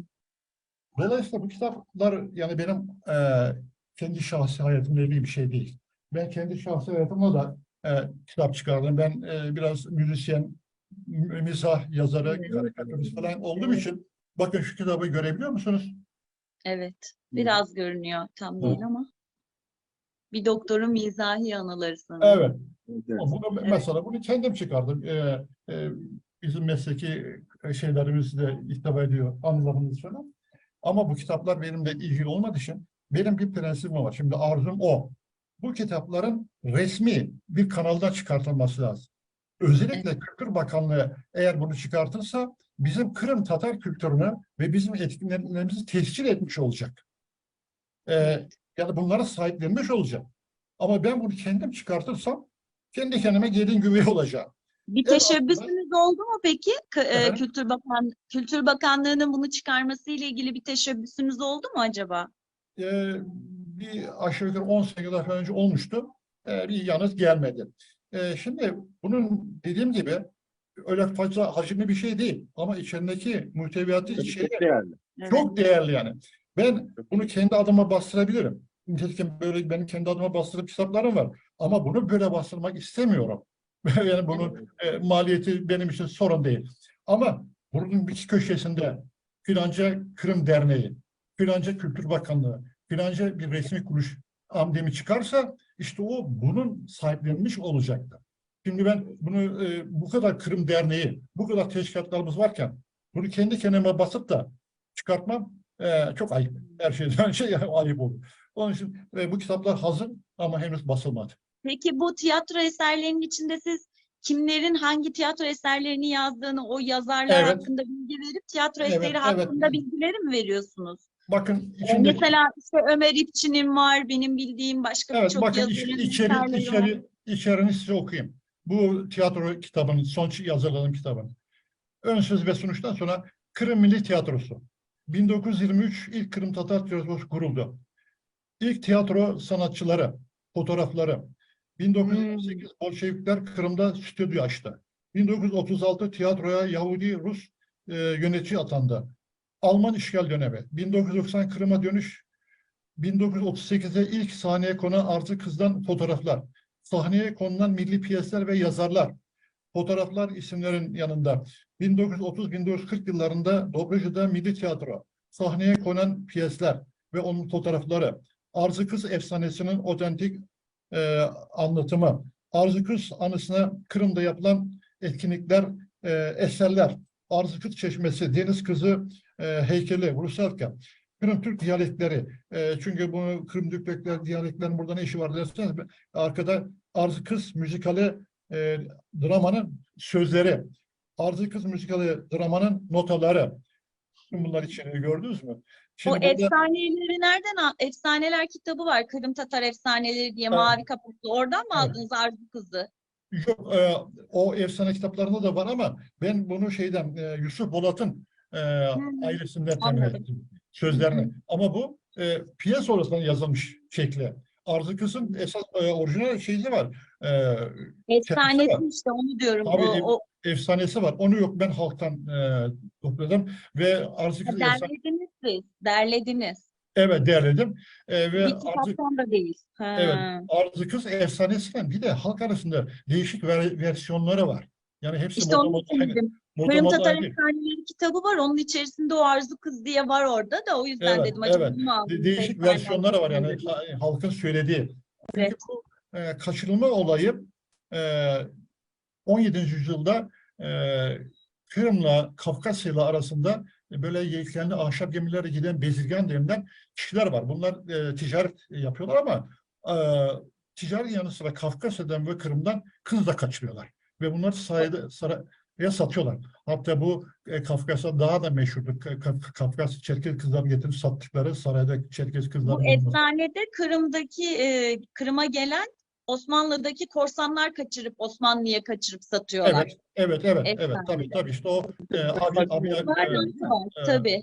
Sonra da deniz kızına dönüştüğüne dair İşte bilgiler. şimdi Onlar biraz o Osmanlı hikayesi biraz Sovyetik şey işte eklemeler 17. onlar. yüzyılda bu olaylar cereyan ediyor. Yani böyle kız kaçırıp Kafkasya'dan ve Kırım'dan saraya satılması. Buraya kadar bu bir vaka yani gerçek. Ama kaçırıldıktan sonraki olaylar mizansen, bu halkın hayalindeki, şuurundaki uydurmalar. Yani bunlara mit diyoruz. Bu mit ama Tabii. herkesin miti de değişik değişik mitler var yani. Ama o tarafı halkın uydurması. Ama yine de bunların bir ortak noktası var.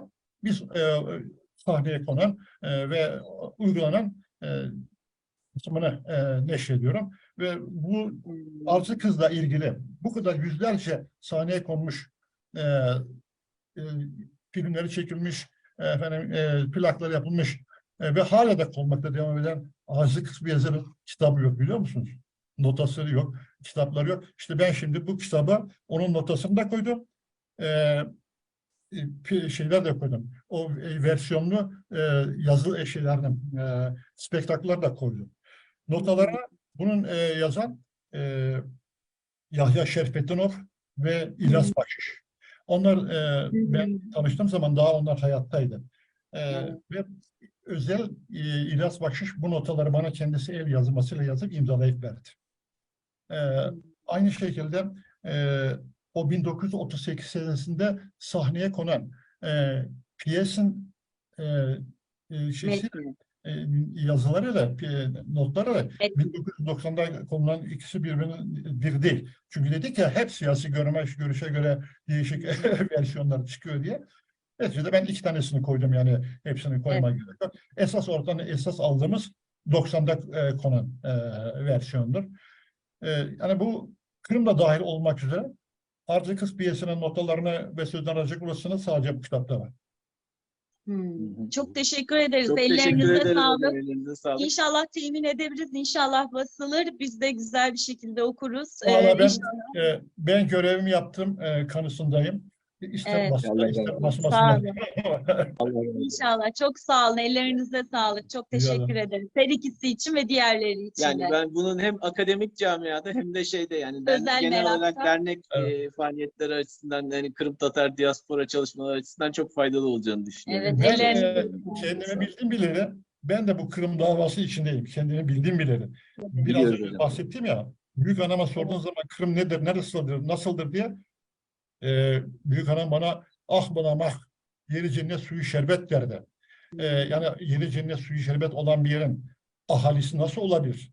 İşte o zaman biz o ütopyayla, o hayallerle yaşadık. Babam da rahmetli, görmek nasip oldu. Biz de Türkiye'den ilk Kırım'a 90 senesinde bir organizasyon yaptım. Eskişehir Derneği'ndeydim o zaman. Kırım'a işte bütün arkadaşlarımızdan böyle bir 40 kişi, Zafer Bey de dahil olmak üzere Kırım'a gittik. Oradaki o ilk gidiş çok dramatikti.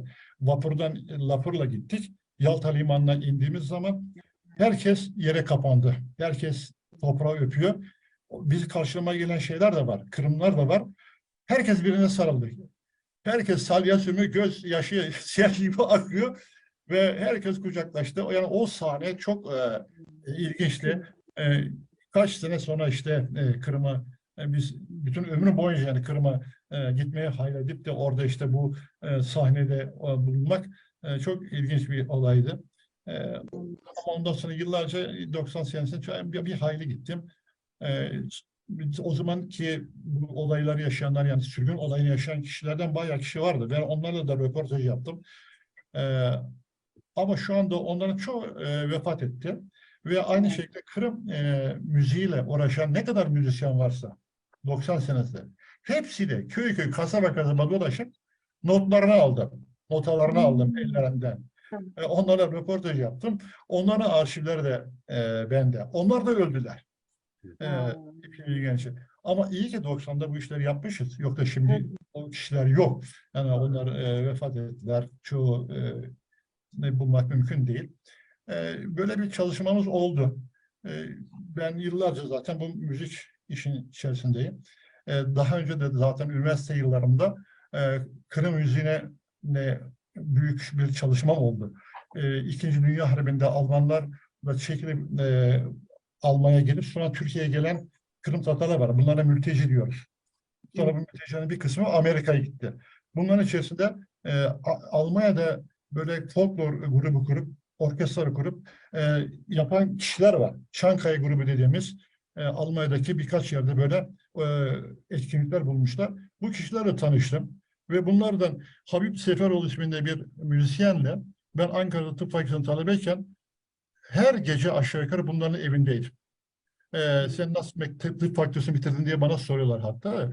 O kadar bu Kırım müziğiyle haşır neşir olduk. Ve ben bu Kırım müziğiyle ilgili babam da dahil olmak üzere babamdan ve Habib Bey'den bu işin aslına esasını öğrendim. 1990 senesinde Kırım'a gittiğimiz zaman Rüstem Mehmet meşhur şarkıcı, yırıcı bizi davet etti evine. Bir gece yemekte yiyiz hep birlikte. Rüstem Mehmet Kırım şarkılarını söylüyor, yırlarını söylüyor. Ben de gülümseyerekten seyrediyorum, dinliyorum. Hakan Aga sen bunu bilesin dedi. Bunların hepsini ben bilemem dedim. Ama adam şaşırdı. Şimdi sana bir yırt çalacağım dedi. Onu bilmen mümkün değil dedi. Çal bakalım dedi. Çaldık. Ben onu da dinledim. Şu dedim akordeonu ver de bir de ben çalayım dedim. Bunu o benim bilmem mümkün olmayan şarkıyı çaldım bana. Yırt çaldım. Şaştı kaldı Rüstem Mehmet. Hakikaten sen bunu kaydan bilirsin. Bu dedim Türkiye'de yıllardan beri bestekarı belli bir yır. Çamlıca yolunda. Sevdiğim kolunda. O yır, tamam mı? Allah Allah dedi, bu dedi İlyas Bakışı yeri. Bunu dedi hiç kimsenin bilmesi mümkün değil. Sen dedi Özbekistan'da gelmediğine göre Özbekistan yani şimdi de burada ilk defa karşılaştık. Bunu nasıl biliyorsun? Ya dedim işte bu yerin esası böyle. Benim bu söyleşim daha sağa sola gitmedi. Ertesi sabah İlyas Aga'ya ulaştırılmış. Demişler o Türkiye'den gelen genç demişler. Senin Türk'ün değil o şeyin filancanın türküsü diye söylemiş. Çağırın gelsin dedi diyor. İlyas Aga seni çağırıyor derler. Ama daha önce ben tanışmıştım zaten İlyas Aga da bana notlar falan vermişti. Gittim. Halkın dedi sen dedi bu şeyi nereden çıkarın dedi. Ya, aga dedim ben müzisyenim ya ben bunları hepsini biliyorum. Evet dedi doğru söylüyorsun dedi. Ben bunu radyoda dinleyip dedi. Kırım Tatar şeyine müziğine de adapte ettim dedi. Eski Taşkent Pazarında diye bir Baydarova Karanfili. Baydarova Karanfili. Efendim?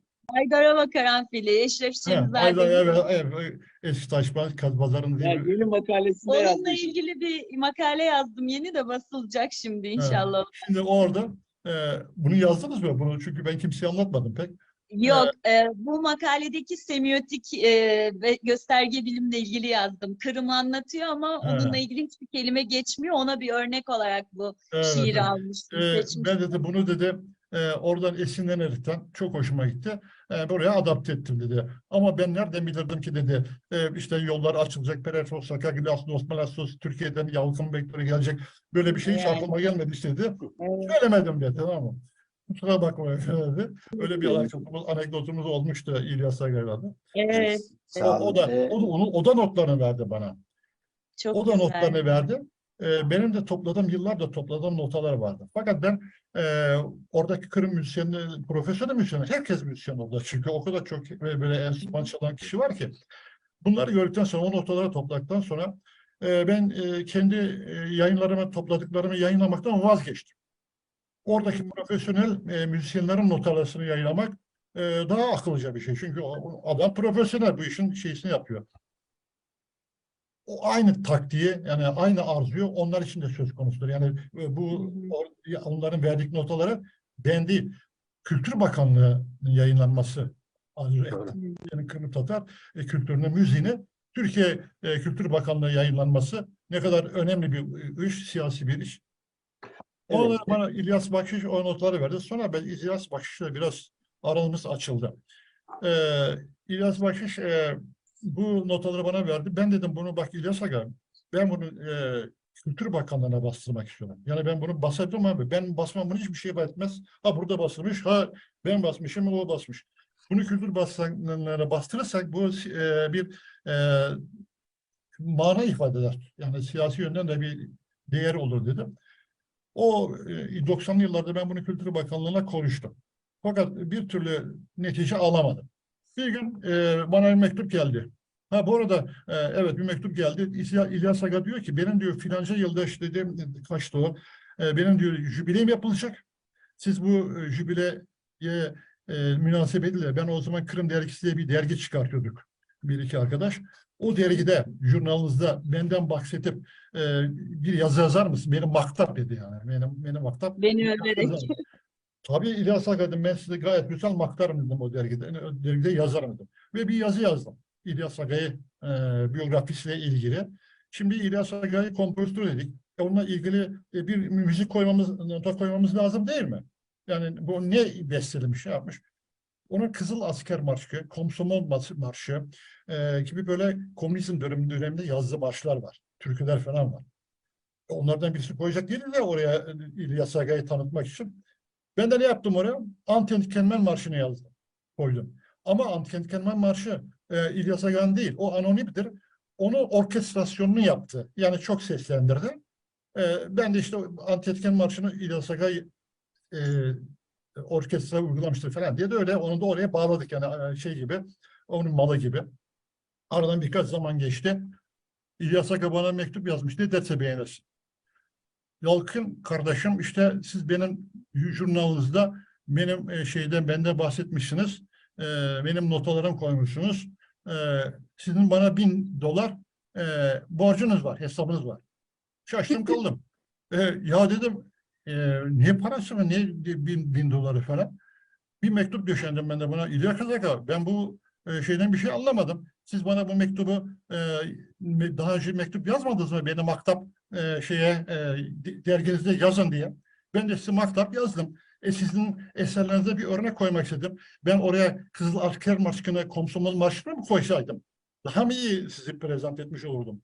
Onun için sizin üstelik de sizin olmayan, anonim olan bir müziği, yani bir melodiyi siz çok seslendirdiniz diye size mal ederekten koydum. Dedim, ne parası istiyorsun dedim. Türkiye böyle dedim. Üstelik de milli marş. Türkiye'de dedim bir milli marş meselesi oldu. Cumhuriyet kurulduğu zaman ve bir konkurs yani yarışma tertip edildi. Buna birçok müzisyen katıldı fakat esas bunu yapacak olan kişi katılmadı. Neden? Yani üstelik de mükafatlar vardı. Büyük bir mükafat vardı buna. O katılmadı. Neden katılmadığı sorulduğunda ben milli marşı para karşılığı yazmam dedi ve nitekim de onun için bir para almadı ve onun marşı şu anda Türkiye'de çalıyor. İşte devletler böyle kişilerin omurlarını yükselir, böyle müzisyenlerin sayesinde değer kazanırdım. Siz kendi benim maktap yaz diye yazdığınız mektubu ben atmadım, hala duruyor da kalkıp bir de bundan para istiyorsunuz. Yazıklar olsun size diye mektup yazdım, hiç ses solu çıkmadı bir daha. Ondan sonra irtibatımız kesildi. Zaten bir kısa süre sonra da vefat etti. Yani böyle oradaki bütün müzisyenlerle alakamız, irtibatımız oldu ve işte onların arşivlerini falan topladık. Şimdi ben ondan sonra 1900 son yıllarda bir Eskişehir Türk Dünyası Kültür Başkenti oldu. Bir duymuşsunuzdur. Evet, evet. Türkiye'ye, Eskişehir'e birçok Türk dünyasından kişiler, ziyaretçiler, misafirler gelmeye başladı. Benim bu müzik çalışmalarımda şeyin de haberi vardı ama etrafımda kişilerin falan haberi vardı. Bir gün Vali Bey dedi, Yalkın Bey dedi, bu dedi Eskişehir'de çok Kırım Tatarı var. Gelen kişilere falan biz bunlarla ilgili hiçbir sunacağımız eser yok dedi. Siz dedi müzikle uğraşıyor musunuz? Bunlarla ilgili bir kitap yazar mısınız? Bir kitap verir misiniz? Ya, dedim yazar. Yani zaten yazdığım benim var. Böyle hazırlanmış. Aynı bu kitaplar gibi işte böyle basılmaya bekleyen nota kitabım vardı. İşte o belki görmüşsünüzdür. Yaşamda Müziğe Yansımalar diye bir kitap. Bilmiyorum. Onu gördünüz mü? Evet. Şunu gördünüz mü? Evet. Sanki kapağı hatırlıyorum. Evet. Bu yaşamda müziğe yansımalar, yani yaşanmış olayların müziğe yansıması. Bu yaşanmış olaylar nedir? Bunları profesyonel müzisyenler, opera sanatçıları yazmıyor. Bunu halk yazıyor. Üzerindeki fotoğraf da bir halk şeysi. Çok ilginç. Bu gariban bir kişi görüyorsunuz. Resimde gaz lambası da var. Gaz lambası şimdi oturuyor. Yani yoksul olduğu oradan belli. Ve yüzünün ifadesinden, elleri şeklinde bu amatör bir halk adama şeyleri yazıyor. Kırım türkülerini diyenler işte böyle insanlar diye yazdım. Bu kitabı yazdım. Vali Bey'e verdim, tam basılacakken çok ilginç bir şey oldu. O kitabın üzerindeki kapakta resim var ya, bahsettiğim kitabın üzerindeki o Zafer çekti o fotoğrafı. Biliyor musunuz? Bizim Zafer Karatay. O Kırım'da bir belgesel hazırlarken ya dedim, tam bu şeye denk düşen bir kitap. Adam resim, yani bu kitaba. O resim de oradan basılmışlar yani. Zafer'e de teşekkür ederiz o yönden. O resim de onundur yani. Böyle o nota kitabında öyle basılmıştı. Yani şimdi de işte böyle nota kitaplarım, efendim bu tip şey, işte tiyatro kitaplarım, bunlar hepsi var. Ama ben kendi adımla çıkartmak istemiyorum. Yani çünkü bu Anladım. resmi bir şey. Yani bunların benim kültürüm değil. Bu bizim kültürümüzün şeyi. Bu kadar kültür borazanlığı yapan insanlar varken lütfeden buyurun kardeşim çıkarın işte be demek düşer bana. Doğru. Çok çalışmaların için teşekkür ederiz. Bu piyeslerin bazıları, mesela Necip Hacı Fazıl'ın yazdığı piyes, Sayın Osman Karahan yayını hazırladı. Necip Fazıl kitabında 3 tane piyesi var. Onlarda onun 3 piyesi var. Bir de Mehmet Vani Yurtsever'in yazdığı piyeslerde kendi Mehmet Vani Yurtsever'le ilgili çıkardığı derleyi eserleri diye kitapta da onlar da var, onlardan metinleri. İnşallah tabii ki bu kitapların, bu tiyatronun ve Emin Bektül amcanın iyi bir yayın evinde kaliteli bir baskı yapılması lazım. Çünkü orada anlatılanlar kadar o fotoğrafların her birisi de çok tarihi öneme haiz fotoğraflar. Çünkü hepsinin üzerinde uzun uzun düşünülecek fotoğraflar. Onların da kaliteli bir şekilde basılması lazım. Ben burada bir Kiev'e gitmek istiyorum. Kiev'den yayınımıza 1990'da benim ikinci Yalkın Beylerle arkadaşlarla beraber ikinci gidişimizde Kırım'da tanıştığımız arkadaşlarımızdan ve şimdi Kırım Tatar Milli Meclisi Başkanı olan Refat Çuvar Bey de Kiev'den bağlandı. Kiev'de biliyorsunuz şimdi bir savaş devam ediyor. Her an elektrikler kesilebilir, bir şeyler olabilir. Belki Refat Bey'in söylemek istediği birkaç söz vardır. Buyurun Refat Bey. Çok sağ ol Zafer Bey. Sayın Doktor Yalkın Bihter'e, değerli arkadaşlar, Emel Kırım Vakfı tarafından bu organize edilgen kültür konferansına davet edilmesine çok böyle kuvandım ve şeref gördüm sizin tarafınızdan. Yazıklar olsun. Bugün böyle apansızdan bir işimiz peyda oldu da o da iyi bir işimiz.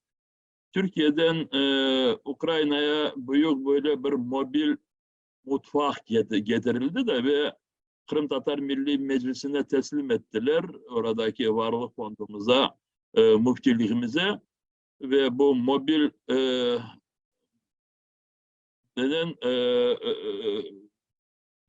mutfaktan şimdi bizler Kherson tarafları da orada yakında Rus işgalcilerden azat edilgen köylerde işte insanlara böyle sıcak aş vermeye çalışacak.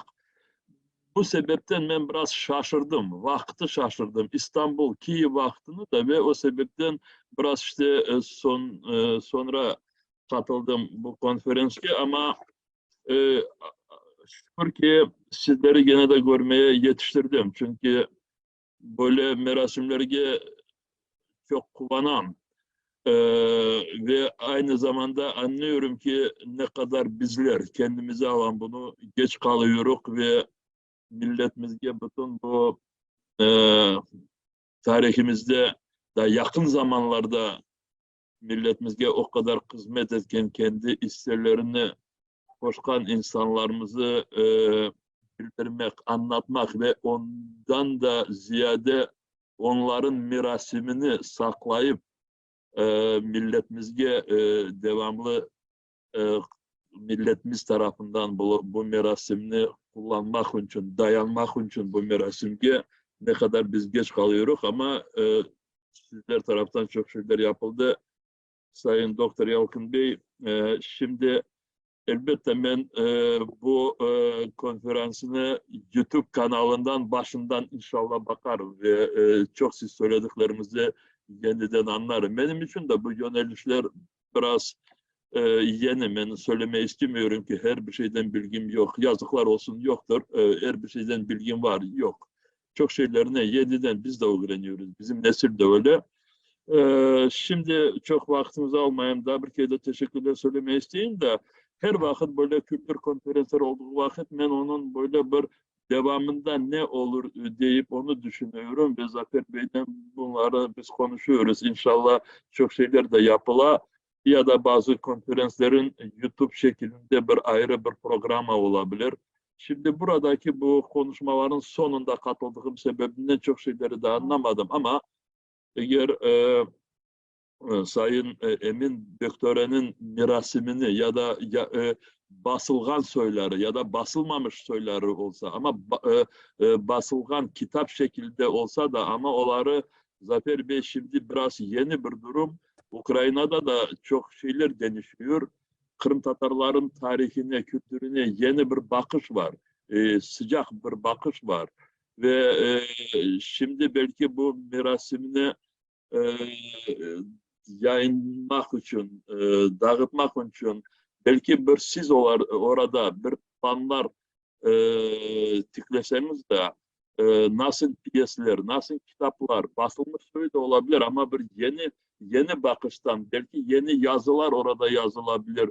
Bu giriş yazılar da ve bu merasimini orada Kültür Bakanlığı'nın beraberlikte Kırım Tatar Milli Meclis'le ve orada Emel Kırım Vakfı diğer arkadaşlarımızla beraber orada belki bu basılmalarını çözebiliriz. Ve şimdi bu yeni projeler yerine getirildiği vakit biliyorsunuz Ukrayna'da hem de Kırım Tatar edebiyat yazısı Latin elifbesine çevrildiği sebebinden bu yeni basımlar Kırım Tatar dilinde Latin elifbesine eğer becersek Zafer Bey o zaman hem Ukrayna'da Kırım Tatar dilini Latin şekilde çok popüler yapmak için büyük bir isteğimiz olacak. Ve aynı zamanda Türk dünyası da Kırım Tatar dilinde Latin elifbesinde bana göre çok şeyleri farkına varır. İşte bu mevzudan daha bir fayda bir işini göreyim de işte Sayın Emin Bektören'in mirasını Kırım Tatar dilinde Latin elifbesinde dağıtmaya basıp da o kitapları dağıtmaya becersek o zaman hem milletimizin hem evet Emin Bektören'in bütün bu hizmet etkisine bizim taraftan borcumuzu verecek. İkinciden milletimizi bütün Türk dünyasına daha çok bildirecek ve üçüncüsünden kendimiz öğreneceğiz. İşte bunu bir söylemeyi istedim. Gene de bu davet etkenimize ve sizleri burada görgenime çok sağ olun. Teşekkür ederim. Sağ olun Rifat Bey. Aslında yaxşı da fikir ayttınız. Gerçekten bu diasporadaki bu bizim medeniyetimiz için, kültürümüz için çalışan insanlar, onların hayatları ve yapılgan işlerini de hakikaten Kiev'de inşallah tez vakitte de azat olgan Kırım'da da neşretmek ve bu nesildeki insanlarımızla tanış etmek de bizlerin vazifesi olsun. Onun için de gayret gösteriyik. Yaxşı fikir o. Onun için de biz düşünüp bunun için aldığımızdaki programlarda ve faaliyet şeylerimizde bu sizin aytkanınız teklifini ve fikrini göz önüne alıp planlarımızı geliştireceğiz. Sağ olunuz. Yalkın Bey'e de teşekkür ediyoruz. Bayağı 2 saat oldu. Yalkın Bey de ve tabii ki Emin amcanın faaliyetlerine biraz döneyim. Emin amcanın şeylerdeki Emel dergisinde yazıları var mıydı Yalkın Bey? Emel'deki bu faaliyetlere Cafer Seyit Ahmet Kırımer'le olan münasebetleri nasıldı? Siz mesela Cafer Seyit Ahmet Kırımer'le tanıştınız mı? Cafer Seyit Ahmet Kırımer'imizle elbette tanıştık. İstanbul'a gittiğimizde mutlaka uğrardık kendisine. Müstecep Ülküsal'la Ankara'da Kırım Derneği Başkanı yaparken sık sık gidip görüşür ve ondan fikir alırdık. Cafer Seyit Ahmet Kırımer büyüğümüzün onunla ilgili burada ufak bir notu var. Onu size okuyayım. 10 Mart 1957 Eskişehir'den bizim Emin geldi. Bu arkadaş fevkalade taktik kabiliyetle iş bulma ve iş bakmadan yıllardan beri en ümitsiz günlerde bile yolumuzda sebatla çalışma bakımından hakikaten eşsiz. Maalesef o da Eskişehir'le uzakta. Bana daha yakın olsaydı İstanbul gibi bizim için ehemmiyetli bir yerde bulunsaydı ne olacaktı? Mamafi Eskişehir'de bulunması da Tanrı'ya şükrederim diyor. Bizim için fevkalade taktik kabiliyet iş bulma yönünden ümitsiz günlerimizde bize yolumuza sebatla çalışma bakımından hakikaten eşsiz bir arkadaş diyor. Yani Cafer Bey'in onun hakkındaki kanaatim. Doğru. Allah rahmet eylesin. Aslında dediğim gibi 2 saati buldu. Hem sizi hem dinleyenleri de yormayalım. Ama şu da bir anlaşıldı ki bir Emin Amca programından başka Yalkın Bektören'in Kırım müziğiyle ilgili yaptığı çalışmalar, Kırım tiyatrosuyla ilgili çalışmalar ve onları da başka bir programda da kapsamlı bir şekilde dinlemek ihtiyacı doğdu. Bunu herhalde dinleyenlerimiz, katılanlarımız da benimle aynı fikirdedirler. İnşallah bu sene içerisinde Allah size sağlıklı ömür versin Yalkın Bey. Sizinle tekrar bir programda da sizin Emin Bektören'in oğlu artık Doktor Yalkın Bektöre olarak yaptığınız çalışmalar az önce biraz bahsettiniz parça parça ama daha derli toplu olarak yaptığınız çalışmaları, Türkiye'deki Kırım müziğinin gelişmesine de yaptığınız şahitlik de önemli. Aslında baktığınızda ben bir ara mesela böyle bir makale Emel dergisi için yazmayı düşünmüştüm. Bayağı da malzeme de topladım. Ama Türkiye'deki Kırım müziği çalışmaları da onların tarihinin de yazılması da çok çok önemli. Siz biraz Muzaffer Sarı Sözen'den, Yıldız Ayhan'dan bahsettiniz. Burada söz edilmeye fırsat olmadı. Nesin Sipahi'nin yaptığı işte Yalta'yı okuduğu ve diğer Kırım şarkısını okuduk, plak olarak çıkardı ve başka şarkıcılar var. Yılmaz Çınarbaşı'nın mesela sevgili Akbike Selma Agat'ın çalışmaları, rahmetli Esin Engin'in yaptığı çalışmalar var. Yani siz bütün bunları yakından takip eden bir de az önce bahsettiğiniz Kırım müziğinin isimsiz kahramanları rahmetli Sefer amca, Habib Seferoğlu ve eşi ve diğer başka Kırım müzisyen ve halk oyuncuları ekipleri var. Bütün bunları da bir şeylerde derleyip toplayıp bir daha da sizi bunlarla beraber bu konuda da misafir etmek, böyle bir konferansta dinlemek isteriz.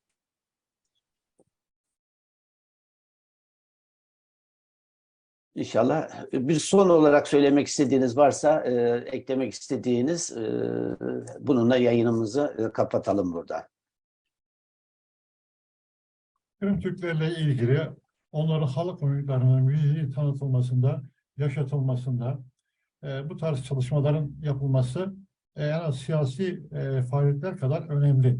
Cafer Seyit Ahmet büyüğümüzün bir sözü vardı. Kırım elbet bir gün hürriyetine kavuşacak, Kırım'a ulaşacağız. Ama o gün ulaştığımıza sahip çıkacak insanlar ayakta kalmış olması lazım derdi. Bu ayakta kalma işi de ancak kültürle mümkün. Dilini kaybeden, kültürünü kaybeden bir ayakta kalmış kitle o devlete sahip çıkamaz. Doğru. Eden bir ricasının olduğunu söylüyor ama son olarak bir Eden nedir? Buyur Eden. Müsaadenizle Zafer Bey, çok sağ olun. Yalkın Bey'den şöyle bir ricam olacak. Hazır fırsat bulmuşken, çünkü çok çok değerli bir fırsat. Benim folklor merakım var ama o kadar kabiliyetim yok. Mesela burada Bostoraya kitabı var. Bilmiyorum, Yalkın Evet. Bey'de vardır herhalde. Burada bizim Nuri Akay var. Köy bütün Dobruca'yı dolaşan. Bir de son dönemde nedense hep o da doktor. Siz biliyorsunuz. Doktor Mesut Baubek var. Öyle çalışmaları olan. Biz Allah'ın izniyle birkaç ay içinde Eskişehir'e gelme planımız var. Acaba Yalkın Bey bizi kabul eder mi? Yani böyle bir işbirliği için veya böyle bir çalışma için bize destek olur mu? Onu rica edecektim. Sağ olun. Hayır, tabii böyle bir şeyi sormak bile gereksiz. Biz her zaman için arkadaşlarımıza, kardeşlerimize, bu mevzuda çalışmak isteyenlere yardımcı oluyoruz. Kütüphanemde bir hayli kitap var Kırım'la ilgili. Müzik konusu olsun, diğer konularda olsun, siyasi olsun. Soran her arkadaşa ben kitaplarımı veriyorum. Bir bölüm daha var. Özbekistan'a gittiğim zaman orada tanıştığım kişilerle bu Edebiyat ve Gafur Gulam Edebiyat ve Sanat Neşriyatı diye bir yayın evi var Özbekistan'da. Bu yayın evi bizim Kırım Tatarları ilgili birçok yazarların şiirlerini, kitaplarını yayınladı. O zaman orada Çerkez Ali diye bir kişiyle tanışmıştık. O bana Gafur Gulam Edebiyat ve Sanat Yayın Evi'nin çıkardığı bütün kitapları verdi. Ben Özbekistan'a bir bavulla gittim. Oradan 3 bavulla döndüm. O kitapların hepsini istifade edebilirsiniz. Onlar Kiril alfabesiyle yazılmış ama Tatarca. Yani onlardan istifade edebilirsiniz. Diğer şeylerden kaynaklar istifade edebilirsiniz. Bir projem daha var. Ben 77 yaşındayım. Bu elimdeki kaynakları, kitapları dağıtmak istiyorum. Yani bunları bundan sonra bunları muhafaza edecek benim çocuklarım var. İyi yetişmiş çocuklar, hem de birisi endüstri mühendisi, birisi bilgisayar mühendisi, birisi uluslararası ilişkiler falan. Ama bu konuda böyle bir şeyleri yok, çalışmaları yok. Ben bunu çalışmaya hevesli ve hatta bu konuda çalışacak kişilerin istifadesine sunmak istiyorum. Kitaplarımı ne yapacağımı bilemiyorum. Ben bu kitapları eğer ben öldükten sonra kalacak olursa bir kadar bunu ancak geri dönüşümcülere gider ve hatta sahaflara satarlar 3 kuruşa diye düşünüyorum. Onun için bunları değerlendirmenin de yolunu aramıyor değilim. Yani o itibarla böyle yardımcı olmak diye bir şey söz konusu olamaz. Kim ne istiyorsa memnuniyetle yardım ederiz. Çok çok sağ olun Yalkın Bey. O zaman ben pasaportu yarın sabah hazırlıyorum. İlk fırsatla da siz hazırlanın. Kapınızı Doktor Mesut Bey ile beraber kapınızı çalacağız. Haberiniz olsun. Tabii tabii. Çok sağ olun. Şimdi yalnız bir durum daha var. Ben 6 ay önce bir kaza geçirdim. Daha doğrusu kendim yolda düştüm. Kalçam kırıldı.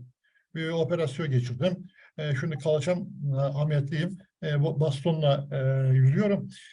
Bir de benim evim triplex. Merdivenli. Ben bu kalça kırığıyla merdiven çıkamıyorum. İşin kötü tarafı merdiven çıkamıyorum. Ben onun için evi değiştirdim. Yine bizim evimize yakın bir evimiz daha vardı. Apartman katı asansörlü. Ben şimdi orada ikamet ediyorum ama evimize de eski oturduğumuz evimize de yakın. Benim evraklarım, kitaplarım, her şey öbür evimizde kaldı. Bu evde ancak işte böyle ufak tefek şeyleri evraklarım getirebildim. Size işte nasıl yardımcı olabilirim onu düşünüyorum. Nasıl? Siz nelere vermemiz lazım, neler yapmamız lazım sizler için yani. Önceden onu planlarsak daha sağlıklı olur diye düşünüyorum. Onu o zaman karşılıklı olarak haberleşir. Geleceği zaman onun planlanır. Onun için bugün değerli izleyiciler, değerli Facebook'tan yayınımızı takip edenler ve YouTube'dan daha sonra bu programı izleyecek olanlar, bugünkü programımızın konusu Emin Bektöre'ydi. Emin Bektöre 1930 yıllarında Emel Dergisi'nin kurucularından birisi. Aynı zamanda bugün bize konferansı veren kıymetli oğlu Doktor Yalkın Bektöre'nin de ifade ettiği gibi Türk folklorunu ilk başlatan, halk oyunlarını ilk başlatan insan Emin Bektöre. Balkanlarda, tabii ki de Türkiye'de. Bizim de o noktadan gerçekten çok şey borçlu olduğumuz, gurur duyduğumuz bir insan. Bu insan işgal edilen Kırım'da göç eden, dünyaya dağılan, Türkiye, Anadolu'ya ve başka yerlere dağılan Kırım Türkleri arasında Kırım halk oyunlarının ve türkülerin yaşaması, dolayısıyla kimliğimizin yaşaması için çok büyük bir hizmet yaptı. Konuşmamın başında da söylediğim gibi ölüleri yaşatan dirilerdir, onların eserleridir. O eserlerini bıraktı. Biz geride kalan diriler de o geçmişte bize hizmet eden insanları unutmayacağız. Onları her zaman rahmetle, saygıyla anacağız. Her vesileyle de programlarla da onların anılarını ve yaptıkları hizmetleri gelecek nesillere aktarmaya gayret edeceğiz. Katıldığınız için herkese iyi akşamlar diliyorum. İyi akşamlar. İyi akşamlar. Çok teşekkür ederim.